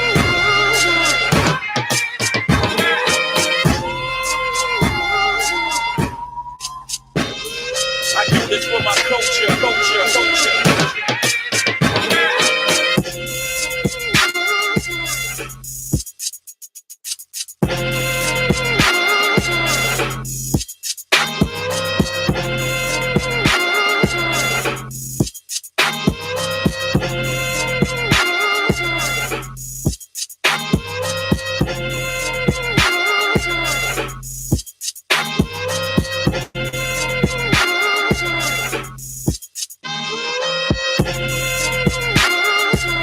Peace and welcome back to For the Culture. Woo! Right here on your source for cool jazz and more. WEAA 88.9 FM and WEAA.org. Absolutely the voice of the community. I'm your host, Faraji Muhammad. Thank you so much for checking in and riding with me for the second hour, folks. Folks, I got to let you know that you are invited to be a part of a special conversation about the challenges Black female athletes face in sports. Morgan State University School of Global Journalism and Communication, along with the ESPN's The Undefeated, will present a special discussion about discrimination based on race and sex in sports. This conversation will be recorded for a documentary, and you are invited to participate. The moderator will be Ms. Lanae O'Neill, who serves as the senior writer of ESPN's Undefeated. And you can be a part of the studio audience and discussion. It's all happening on this upcoming Tuesday, November the 13th, from 4 to 6 p.m. at the Morgan State University Center Theater. For more information, you want to check out our website at weaa.org. This is a conversation that you definitely do not want to miss. All right. And also, folks, just to let you know that support for WEAA is brought to you by Catholic Charities. You see Marylanders in need every day, needing shelter, food, jobs, health care, substance use treatment, and more. Of course, you hope things will get better for them, but hope is just the start. Catholic Charities turns compassion into action, caring for people from all faiths and backgrounds every day to help them improve their lives. Turn your compassion into action through the United Way campaign by designating Catholic Charities. All right, folks, we wanted to let you know that we're going to have a very, very special conversation about an issue that is ongoing, but has truly yet to be fully addressed. And this is the issue of giving back to the community, but more so, how do we get what we need from the ground? And I'm talking about Tessa Mays Foundation Crop Circle Community Day that's happening this Saturday, this weekend. And we're going to talk to some of the great folks that are a part of this special day, a day that you do not want to miss, an opportunity that you don't want to just disregard. And we'll be talking to folks from the Tessa May Foundation. We have our fitness instructors. We'll have some music. And of course, we'll have an urban farmer on hand, Mr. Denzel Mitchell. But tonight, we want to have this conversation so that way we can have a better understanding of what are some of the key challenges that are facing our community and, of course, the next generation as we talk about the upcoming Crop Circle Community Day sponsored by the Tessa May Foundation. So here to talk to us a little bit about this fantastic foundation is Miss Genevieve Vetter from Tessa May. Good evening, Genevieve. No, How are you? actually, I'm not Genevieve. I'm Queen D. I'm Queen D. Yeah. Excuse me. I apologize. I don't know who Miss Genevieve is, but no. Don't say that. Well, let's start the conversation with Mr. Denzel Mitchell, and then we have also Miss Regina Hammond, who is a community advocate here in the city of Baltimore. But Denzel, thank you so much for being on the program. Glad to be here, brother. All right, so Denzel, let's talk about, you've been, I said it on my Facebook page that you've been doing urban farming, urban gardening for many, many years, but you really have been doing this thing for many, many years. I remember, I'm telling you, years ago, at least 10 years ago, your name has come up in a lot of different spaces. Dealing with the issue of urban farming, urban gardening, and all of those good things. Let's talk to us a little bit about what is the latest, what is the status of that movement here in the city of Baltimore. So Baltimore City is in a lot of ways still on the cutting edge of the urban ag movement that has kind of seen a recent resurgence across the country. Back when we moved to Baltimore in 2006, there was the Urban Ag Task Force, some folks that were looking at moving up to Baltimore, and so then we kind of jumped in and got involved with them. And at that time, the only folks that I knew that were growing at scale were the Blues, the Greener Garden over here, and just up the way from Morgan State University. Levette and Warren Blue, right. got to shout out them. They elders, they've been doing it for a good while. And then we kind of jumped in. We started with community gardening and growing food in the city farms. Yeah. And then started growing in our yard and expanded from there. And along the way, some other farms came online and some folks rode with us, and now we have the Baltimore City Farm Alliance, which is a collective of 16 urban farms right here in Baltimore City. Wait a minute, you got to go back to that because I don't want people to miss that part, Denzel. How many urban farms in Baltimore? So these are just the 16 that are in the Farm Alliance, but right now there's about 24 production-oriented farms that are here in Baltimore City. My goodness. And when you say production oriented, what does that mean? Yeah. So, the distinction that I like to make between garden and a farm is a lot of folks gardening, a lot of people doing things in the backyard, doing things in containers, growing for their family, and even to some extent growing for their community. The community gardens that are in a lot of the parks that are supported by the city, rec and parks. Those are gardens you're growing for yourself. A farm is when you are growing for other people. You're growing at a scale to operate a commercial business in some sense. Some are for profit, and then some are owned and operated by nonprofits. But you're growing to sell to other folks. So in the Farm Alliance, we have about 16 farms within the alliance, but you're saying there's 24. Thereabout. I don't want to forget. I don't want to forget anybody, but over 20. Over 20. Yeah, farms in the city. Farms in the city, and mostly is there a concentration or larger concentration of farms in one area of the city versus another? No, actually, they're all over the place. I mean, you got some farms as far south as Cherry Hill. You got some farms that are as north as Morgan Park, Hanlon Park, Chum. Real Food Farm is over in Lake Clifton. The farm that I manage, Strength to Love, is over in Sandtown. Yeah. We got farms all over the city. That's dope there. That is really dope. So are you optimistic about the growth of this movement? Are you hopeful about that things will continue to continue to get bigger? Yeah, absolutely. I mean, I think that things have grown and developed quite a bit since I have been involved in what's going on in the city. And I think that the focus around addressing some of the food access and food security issues in a lot of our neighborhoods, that's important. The educational component and just the inspiration component around there being a farm in a child's neighborhood, and they get inspired. That was one of the major things for me. That was one of the the hugest aspects for me was that I wanted kids that look like me, that look like my own children, to see what I was doing and want to do that. Absolutely. And so I think that's the major contributing factor, but then also that there's more food being produced in the city that creates that access for other folks who need the food. This is absolutely amazing, and it's so good that the Tessa May Foundation are bringing the likes of a Denzel Mitchell, Queen D. We have Regina Hammett on the line that we'll get to in a few moments. But we want to talk to the person that's running Tessa May Foundation, which is Miss Genevieve Vetter. Genevieve, thank you so much for being on For the Culture here on WEAA. How are you this evening? Good, and thank you for having us. And I'm just one of the few people that run the foundation. Don't want to leave anybody out.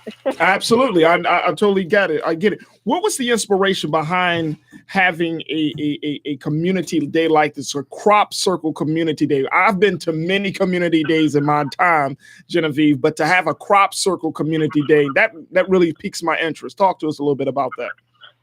Yeah. So what we wanted to do here is be able to connect everybody that we work with. Tessie Mae's, the story of Tessie Mae's is we're a salad dressing company that started in 2009. And the connections that we've been able to grow around us in the exchange of grocery stores and produce companies has really brought to life the sense that, wow, outside of just selling salad dressing, there's some major connection points here that we can put together. Yeah. And so we said, that's what we need to do. And so the mission is to support the innovative approaches so that we can bring fresh, nutritious food and into the communities and schools and these healthy food priority areas through our Crop Circles work. And that's only done by working closely with the local community organizations.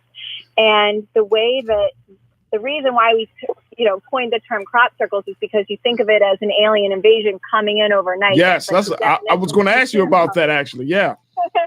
And so what we said was that we kind of wanted to do the same thing. We wanted to come in unannounced overnight and work with these local community groups to say, okay, we're going to come in and have a big splash and be able to not just have a splash and say, see you later, but a splash and really connect, get into the community, connect these leaders, connect the grocery stores, connect the church, the faith-based groups, and really work together with the urban growers and gardeners and come up with a plan for sustainability. So that way we can have a long-term solution to having fresh food. So you guys as the Tessie Mae Foundation have this Crop Circle project. You have a presence in Compton. You have a presence in Chicago. What's been the feedback that you've gotten so far, Genevieve, in this effort? So the feedback has been great. They've been a little bit different at each location. And the first one, we worked with the Gangster Gardener. And that's his name, the Gangster Gardener? Yeah. Is that Ron Finley? Ron Finley. Nice. So we worked closely with Ron Finley and the mayor of Compton. And that one was really a successful learning experience for us because we got in there and were able to figure out, okay, who do we connect with and how do we connect with the right people and who are the people that can create a long-standing connection behind us. And so when we went to Englewood, Chicago, that's when we really started to see the meaningful impact. And about 14 to 16 months after we left, there was a Whole Foods 365 store that opened up in the community that we left. And since then, there's been a Starbucks and a Panera Food. And so that impact has been amazing. Right. And so our hope is that in going deep with these Whole Foods Market, because they are one of the big sponsors of this event and Renaissance Food Group as a produce company, is to really show them and educate them. It's not just about this one day event. It's about saying, okay, you have a big area where people come to congregate, to meet, to really a community center.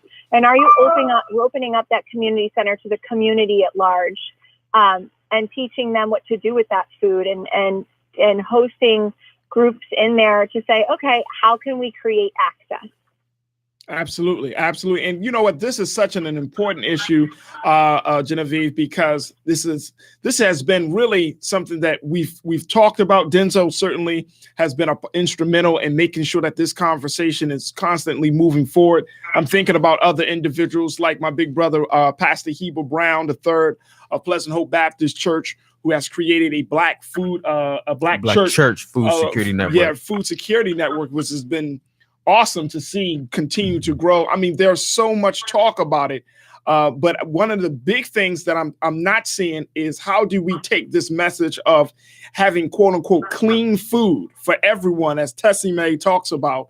How do we take that and translating that down into the places where there are food deserts here in the city of Baltimore, whether you're in East Baltimore, West Baltimore, or South Baltimore? And that's what I'm trying to understand, because as much as we talk about these things, the implementation, the receptive, how receptive the city is going to be to these efforts, those are the things that concern me. I want to bring in Regina Hammond to give us some insight about this. Regina, thank you so much for checking in and being a part of this conversation. Regina, is that something that concerns you? Is that something that you're always trying to work to engage those individuals who may not be necessarily invited in these spaces?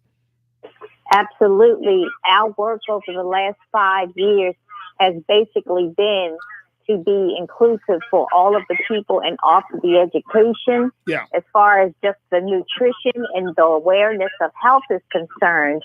And so it was very exciting to learn that this piece of the puzzle was coming to the community. Mm. And what have been some of the things that you've been hearing, Regina, on the ground as it relates to eating clean food, food security? I don't want to assume that I know everything that's happening with our people, but is this a conversation that's being had right now? Not a lot in this community. It is what it is basically, but through our efforts in the community and bringing the community together, not only with nutrition, but with all the recreation piece of the puzzle, the housing piece of the puzzle, the job piece of the puzzle. We have started having actually the high blood pressure checks at our monthly community meetings to build that awareness. And it's exciting that they're going to have the cooking demonstrations and the nutritional education, so that the conversation will begin and people will start to take notice regarding, what they put in their mouths, and not only just eating it, but the access to it. Absolutely. Absolutely. I want to bring our fitness instructor into this conversation, Miss Queen D. Yeah. How are you this evening, Queen? I'm wonderful. Thank you. How are you? I'm good. So when you have your clients, when you talk about fitness, right? Like, I think I'm I'm a vegetarian. Okay. I've been doing that for about 20 years. Okay. And so I'm always in a place of learning about how to make sure that the foods that I eat are truly fuel for the body. Okay. But then when you don't have access, as Regina talked about, to certain places to get their fresh fruits and vegetables, how are you able to make those fitness choices on a budget and considering the resources that are around you? Well, what I actually tell my students, basically, I understand you don't have those resources and things like that, but try to go to your area, your local, maybe your farms and things like that. Okay. Yeah. And basically just, support them. Right. Go there, because they're usually kind of like their fruits and vegetables are usually on a lower scale and things like the that. farmers market. Yes, the farmers markets. That's big in this city. And they have them in White Marsh. They have them in East Baltimore. Yeah. Hamilton area. Try to, support those local farmers markets and things like that, because that's usually like on a budget, Yeah. So is the good health and fitness, is that just about money, or is that more about attitude, perception, and all of the other intangibles? I don't think it's about money. I don't see fitness being about money. I think fitness is being about, your mind, your body, your soul, and everything. I really don't tie fitness into money. That's the way I see things. Definitely don't tie it to No. it. So how about I've been reading some reports that talks about the stress level of millennials today, right? 18 to 29-year-olds. And one of the big things is that they're stressed about just the quality of life. They talked about the school shootings, the mass shootings and things like that. How do we incorporate that conversation into eating healthy and staying fit? Well, I feel as though to the millennials, to me, they're the ones right now that need the most talk about being healthy as far as the state of mind, state of heart, state of soul, and things like that. They just need to just know to stay positive. Right. And I always say being, as far as like fitness is not just about being healthy on the outside, it's being healthy on the inside, staying positive, right? Staying motivated, staying encouraged, checking your circle and things like that. Checking your circle, yes. You're checking your crop circle.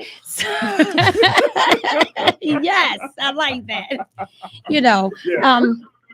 Basically with the millennials, yes, we really, really need to keep them spiritually fit. And I say spiritually fit, surrounding them with people who are going to motivate them and encourage them, inspire them, just to stay positive. Yeah. To stay prayed up, stay encouraged. And that's how I look at them of being healthy. Right. Right. Genevieve, what's your take on this larger movement? And Denzel, I want to get your take on this as well. Because eating organic foods, I know for me, that is an ongoing struggle, which is very real when you're trying to find good organic foods. You're trying to find it on a budget, but more importantly, just having it consistently. If you can, Genevieve, talk to us a little bit about how Tessa Mays is addressing that particular issue of having good quality, like organic foods that are not infested with the pesticides and all of the other chemicals. Yes. So as far as what we think about giving the accessibility to that is in these neighborhoods that we're working with, especially in, Johnston Square, it's about coming together as a group and working with the Whole Foods that is opening up a brand new store, that we know that they're going to be opening up in the Harbor East Market, and guiding them to make those connection points that they're going to with Regina Haben, and saying, okay, this is the president of Johnson Square. These are the people that you need to meet that are in the community. And these are the people that need to understand and be educated and find their access point to the organic fruits and vegetables, and working with the urban farmers exactly on, okay, it's all about education and showing people the difference on, okay, you can grow this here and you can grow this there, and going into the Whole Foods and showing them, okay, what's in season and how can that be more accessible to everybody, and really creating that community feel is going to bring the organic foods to a more accessible level. Because once you can connect everybody from the community, then everybody wants to solve the issue at hand. And creating the access to the organic foods is something that we're really trying to do as well as Tessie Mays, is making sure that we can provide the freshest, most natural organic ingredients to as many people as possible. So that is one of our main missions. That's what I'm talking about. I'm going to let you talk about that. We got to take a quick pause. Folks, I want you to join us in the conversation right now. 410-319-8888. 410-319-8888. We are talking about Tessie Mays Foundation's Crop Circle Community Day that's happening this weekend. We're going to give you all the details on how you can participate. But folks, this is a very engaging conversation. We have some of the bright stars of Baltimore that are involved in this effort, and we want to make sure that your face is in the place as well. So stay tuned. We're going to get into that conversation more about what you can do to make your home, your lifestyle better, your home life better through food. That's right. Food plays such an important part in what we do and who we are and how we interact with one another. This is a great opportunity to have that conversation and to learn more and to be better in health and in fitness, mind, body, and spirit. Stay riding with us. There's a whole lot coming up in the final 30 of For the Culture right here on your source for cool jazz and more, WEAA 88.9 FM and WEAA.org. We'll be right back.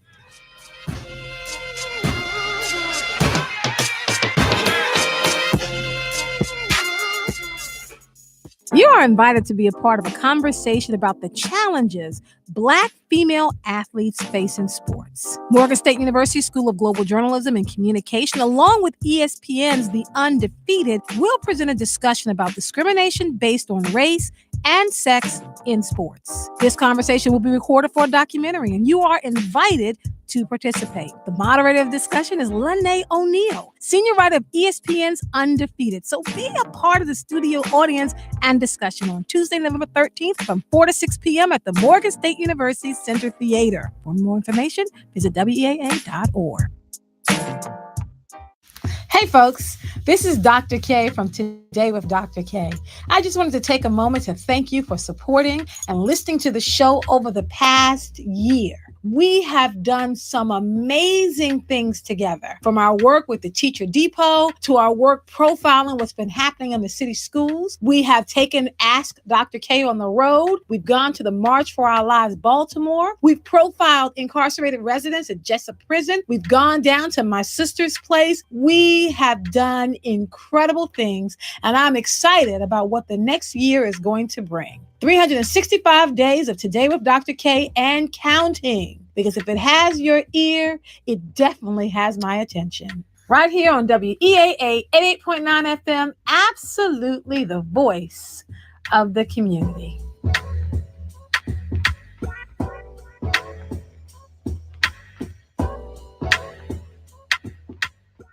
News headlines, events, podcasts, and more. WEAA.org.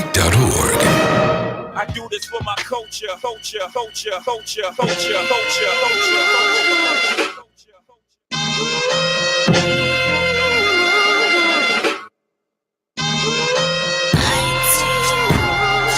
do this for my culture.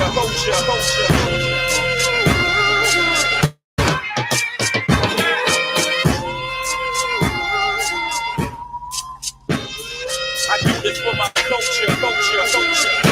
Peace and welcome back to For the Culture right here on your source for cool jazz. More WEAA 88.9 FM and WEAA.org. Absolutely the voice of the community. I'm your host, Faraji Muhammad. Thank you so much for checking in and riding with me for the final 30 of tonight's show. Having a fantastic conversation right now about health, fitness, crop circles. Folks, I'm telling you, it is major. We're talking about Tessa May's Foundation's Crop Circle Community Day that's happening tomorrow, this weekend. Well, I want to give you, in a few moments, I'm going to give you all the details on how you can participate. But joining us for this conversation has been Ms. Genevieve Vetter of the Tessa May Foundation, Regina Hammond, who is a community advocate and activist here in Baltimore, Queen D, fitness instructor, and also we have Denzel Mitchell, who is an urban farmer, giving us just a lot of great information. Now, before we went to the break, Denzel, we talked a little bit about this thing of organic foods, right? And I'm wondering, like I go to the farmer's market. I know a lot of folks that do that, but then you go into the stores and you're trying to really figure out whether these foods are, organic and all of that. They meet a certain criteria from the FDA and all of that. Right. What's your take on this organic food situation? Yeah, so my take is to know your farmer. You know your farmer, you know your food. So as Queen D brought up, going and shopping directly from your farmer makes the most sense, because you can then ask the grower what kind of practices they're using.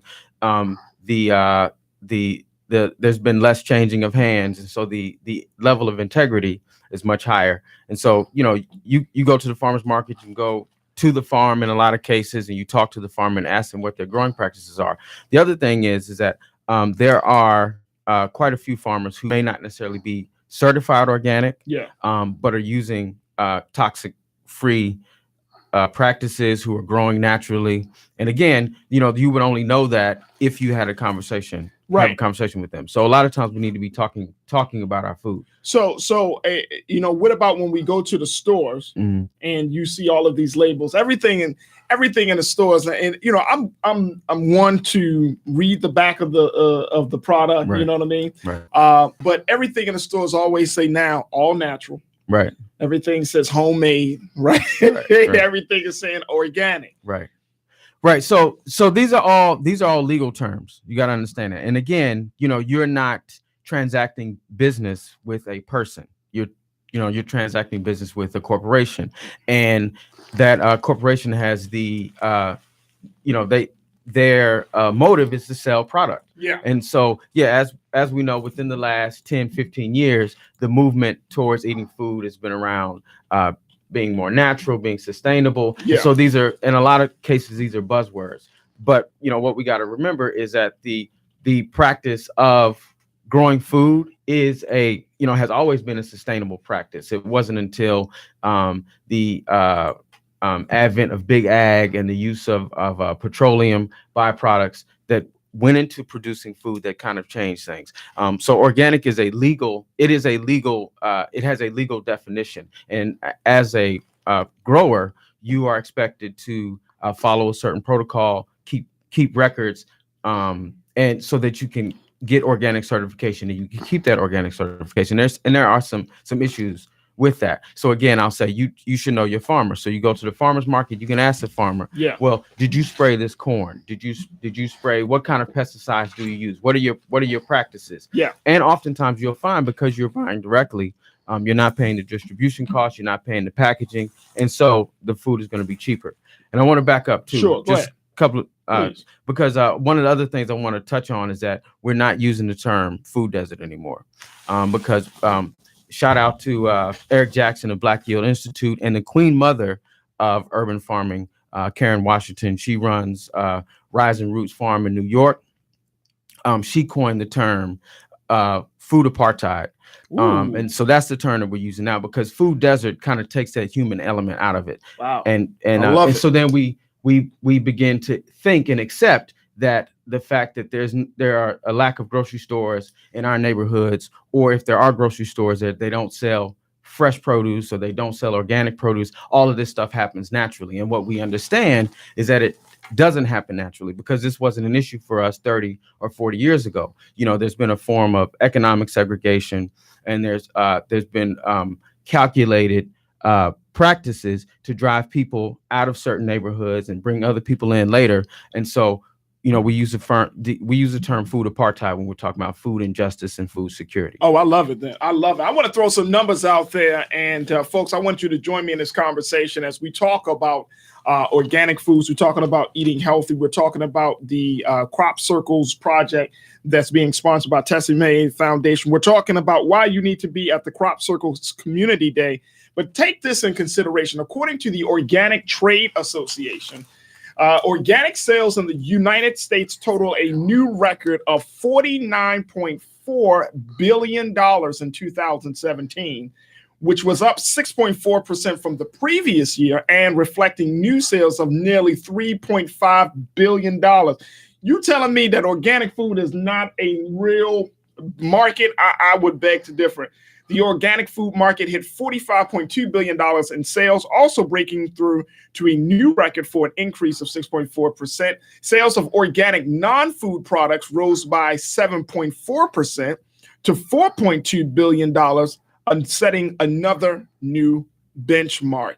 Regina, when you hear these type of numbers and that people really do want to eat better, but as Denzel mentioned, that there still is a food apartheid, especially when it comes to urban areas, across this country. How do we get a little piece of that organic pie there?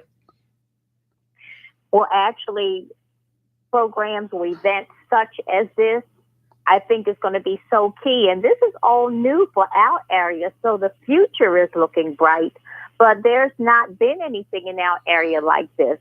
So I'm excited about the fact that people will be getting educated a little by little and becoming more healthy and understanding what they need to look for when they're purchasing their food. And maybe it's going to take a little bit more effort in the beginning. But as we move forward, I think it's going to be more common to be asking those questions and looking for a better quality product. Yeah. Yeah. I mean, a $49 billion market, Genevieve Vetter from Tessa May. It's just mind blowing that in this day and time, that there's still. I mean, we're really investing in wanting to have better foods. We want to eat better. We want to live longer. We want to be healthier.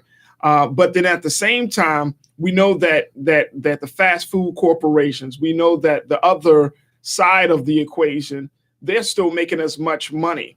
So how do we reconcile between those two realities? Yeah, I mean, it goes back to a little bit of what Regina said, which is, it takes a village and you got to put one foot in front of the other. And you hope that events such as this, where you're connecting the right people that have done such an amazing job in the Johnson Square and surrounding area, community members and the urban farmers and everybody, the foundation that they've laid, connecting them with the right people, can really make the change to have significant growth. Because if you look at the fact that in Englewood, Chicago, we were there, and I love that you bring up the fact that the term food desert has changed, because we've also changed. We were using the term healthy food priority area, and have also heard of the word food apartheid. But the important part of that is that, when we went into Englewood, there was no store there, and there were nothing there. And so we did start to little by little get Reverend Corey Brooks involved, and got the Whole Foods team involved, and it created the demand. It changed the conversation, because ultimately it all comes back to the dinner table. Absolutely. And what is happening around the dinner table? How can you create conversation around the dinner table? Because like you said, with all of the terrible events that are happening in this day and age and everything the millennials are worrying about, we see that too. We're worried about that too. And so if people could just remember the basic, going back to the basic of having a conversation around the dinner table, that has a big, big change. Yeah. And it can really snowball. It can have that snowball effect. So if you have an event like tomorrow where you're educating people that may not have had access or the desire to want to learn about these foods or know about some of these organic foods, it will change that conversation. And at their dinner table, they may say, "Hey, Mom, I really liked some of that food we had on Saturday. Yeah. How do we get more of that food?" And so the conversation starts to change, and that person says, "Okay, I'm going to Regina Hammond, and we're going to see what's happening, what has changed since Tessie Mays has left that day, what is still happening in the community to make sure that there is a long-lasting impact, and what's happening with the urban growers and the grocery stores, and how are those connection points dropping a little bit in a bucket to take over that organic share like you're talking about." Absolutely. All right, I want to go to the phone lines as some folks are checking in. 410-319-8888. We're talking about how you could be a part of this greater movement. Tessie Mays Foundation Crop Circles Community Day. It's going to go happen. It's all happening at St. Francis Academy, folks, tomorrow from 10 a.m. to 3 p.m. And we want to see your face in the place. But let's check out Barry from Pikesville, who wants to check in a little bit. Barry, what's your take on this whole conversation? Hey, Faraji, my name is Barry, and this is my first time calling. Oh, welcome.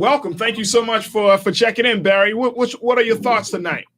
Well, I got aches and pains and everything, Faraji. But Okay. anyway, my thought is that I was in Costco today, and they had this, these little, what they call them, little side shows where they do this selling on the side. The guy was selling liquid turmeric and Cucanol 10.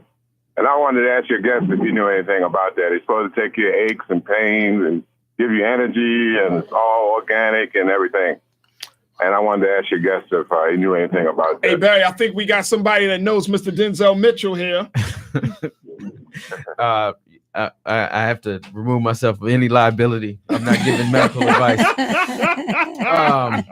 But turmeric is a spice, and it is known to have anti-inflammatory properties. So it's just as simple as that. You take some turmeric. I don't know if you'd feel less pain. It's not a painkiller, but it would definitely help to address some inflammatory issues. And people have been eating and enjoying turmeric, all around the world for eons. It is the yellow of curry powder. That's what turmeric is. Yellow of curry Yeah, powder. yeah. And the go-to for is that the go-to anti-inflammatory? I mean, yeah, that's Yes, according it to our is. ancestors. Yeah. And you can actually grow it here in Maryland and in Baltimore, and a lot of farms do grow fresh turmeric. Oh, that's beautiful. Barry, you got your question answered, sir? Yeah, what about that Kukanol 10? I think that's the name of it. Never heard. We don't know that one, Barry. But you say they sell it at Costco? They sell it at Costco. Yeah. I can't. And the guy was giving us samples today. He said it's going to help you with pain and all this kind of stuff. Well, so anyway, here's the big thing. This is the big thing I would highly encourage, Barry, and to all of our listeners, that if you don't know something, just go ahead and jump right into doing the research about that product or that, whatever that food is, because that's how you're going to learn. Just don't take someone's word for it. Do the justice yourself for just research it. And I think that's the important part. So I don't know what that's all about, but I'm sure you can Google it. And then once you go back to Costco, don't take it now until you really know what the full impact of that situation will be on your body. But once you do the research, then I think you will be better informed about how to move forward, Barry. Okay, well, I paid $30 for it. He said if I didn't like it, I could bring it back. Oh, man. Man, now you make me feel bad. Now all right, well, all I can say, Barry, is what kind of, is it a liquid or what is it? Yeah, it's a liquid. It comes in about a quart bottle. Okay. Liquid. And so is the turmeric. Oh, okay. All right. I've used turmeric before, but I've always used it in powder form and sprinkle it on my food and everything. Yeah. Hey, look, like I said, before you crack it open tonight, do the research about it. Man, that's all I'm going to say, man. I'm not a doctor. I just played one on the radio, but I'm just saying, before you crack it open, do some research. Barry, thank you so much for checking in. Let's go to, we got Mike on the line. Mike, talk to me. What's your take about this larger conversation as we talk about the Tessemae Foundation's Crop Circle Community Day? Yeah, I wanted to find out about beet juice and black seed. Beet juice and black seed? Black seed. Black seed. Okay. Black seed. Okay. Denzel or Queen Dean, any recommendations? The beet juice. She said beet juice, right? Beet juice, right. Beet juice. Mike said beet juice. I find that people are taking beet juice for a lot of reasons, different reasons. Some people say they use it, to actually lose weight. Some actually drink it for energy. So just like you were saying, Faraji, do your research on certain spices, fruits, vegetables, because they all actually have different types of benefits, Right. So, like I said, I do find a lot of people using the beet juice. Right. Go ahead. Okay. Getting serenaded. Right. So, a lot of people using the beet juice for just weight loss and for energy. So just do your research. Depends on what you're trying to get out of it. Sure, absolutely. Yeah, beet juice is delicious. It's delicious. It's, your food is your medicine. Right. But it's drink beet juice. And black seed. What now? Talk to us a little bit about black seed. I don't know too much about black seed. I've seen it pretty common as a dietary supplement. It is again, it's something that originates in Asia. Yeah. And it is used pretty commonly in South Asian cooking. Okay. But I don't know what the properties of it are. Okay. So now she said flaxseed, it'd be something different, but flaxseed. I know flaxseed too. Yeah. Yeah. Right. But black seed. All right, Mike. Thank you so much for checking in. We got Angela on the line. Angela, what's your question? What are your thoughts as we talk about this Crop Circle Community Day? Yes, greetings. Greetings. I'm really excited for tomorrow. I wanted to kind of double back to what the brother was asking about with turmeric.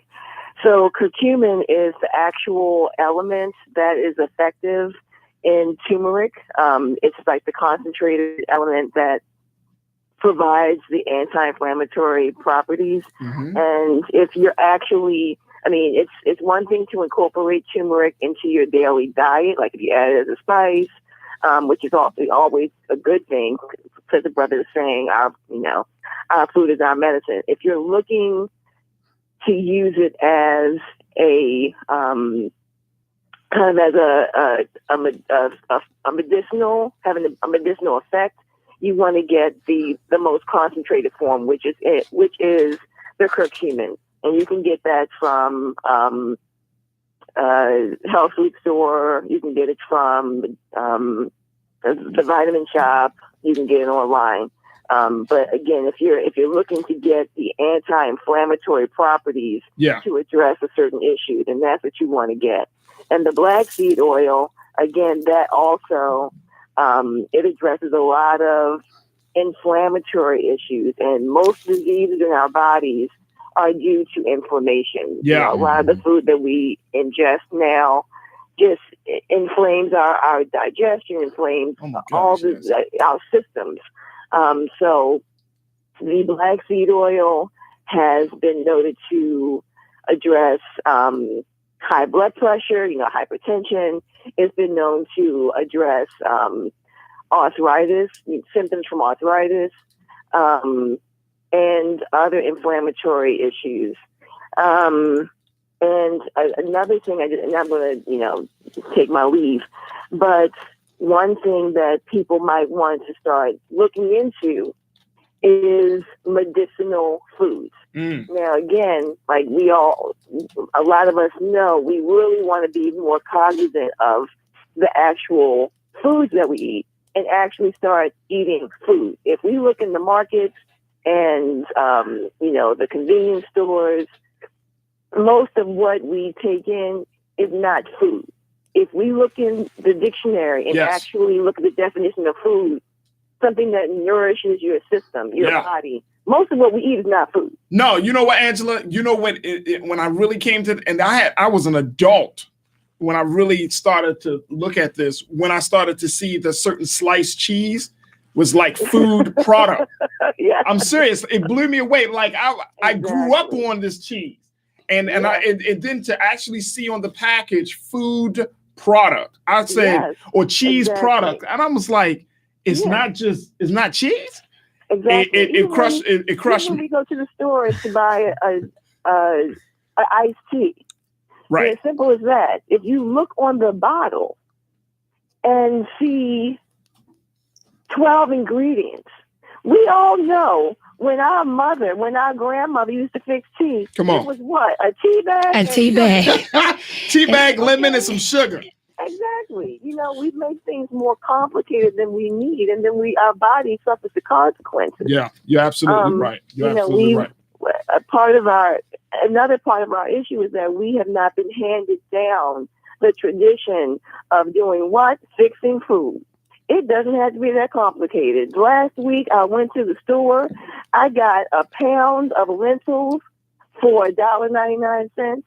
I went and got some celery, an onion, a red pepper, and I had soup for the entire week. Wow.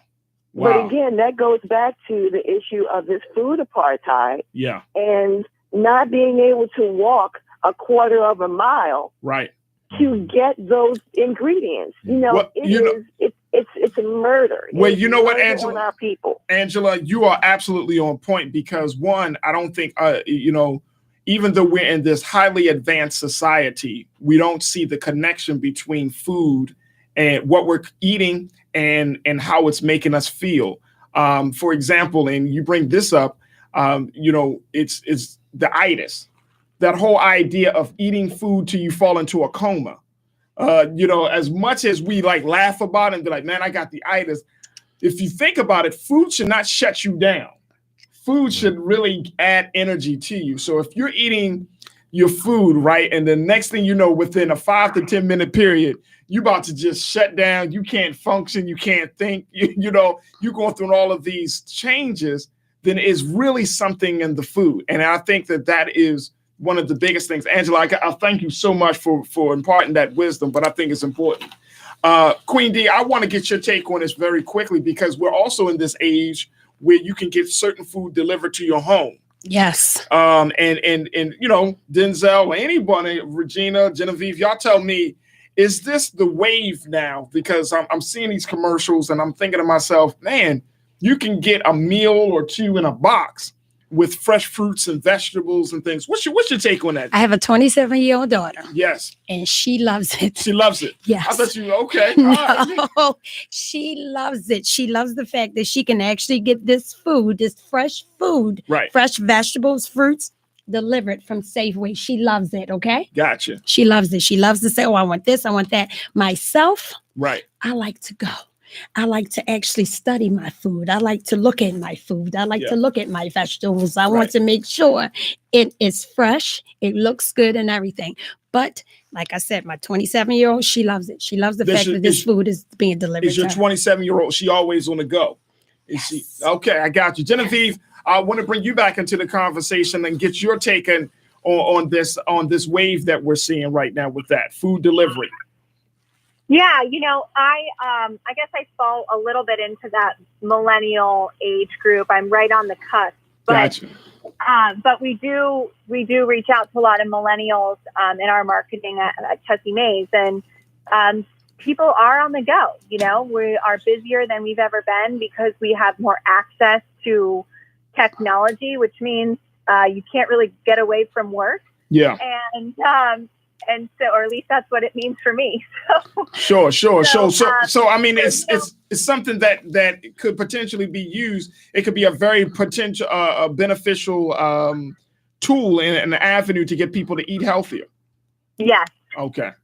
Denzel Mitchell, what's your take on it? I mean, you know, we live in the age of convenience, and you know, we've seen that convenience run amok can create an Orwellian dystopia for us, but in some cases, man, Denzel, damn, man, you dropped that joint. All right. Convenience Orwellian. Okay, yes, sir. Okay. Or I mean, if for those of us who don't have a whole lot of time, for our millennials, folks with lots of kids and don't want to spend a lot of time in the grocery store. Sure. I mean, I think a lot of these companies are can be helpful, and also I will say that some of these convenience oriented corporations are actually buying from small family farms as well. So that's creating another distribution pathway for small farmers. Regina, what's your take on this, ma'am?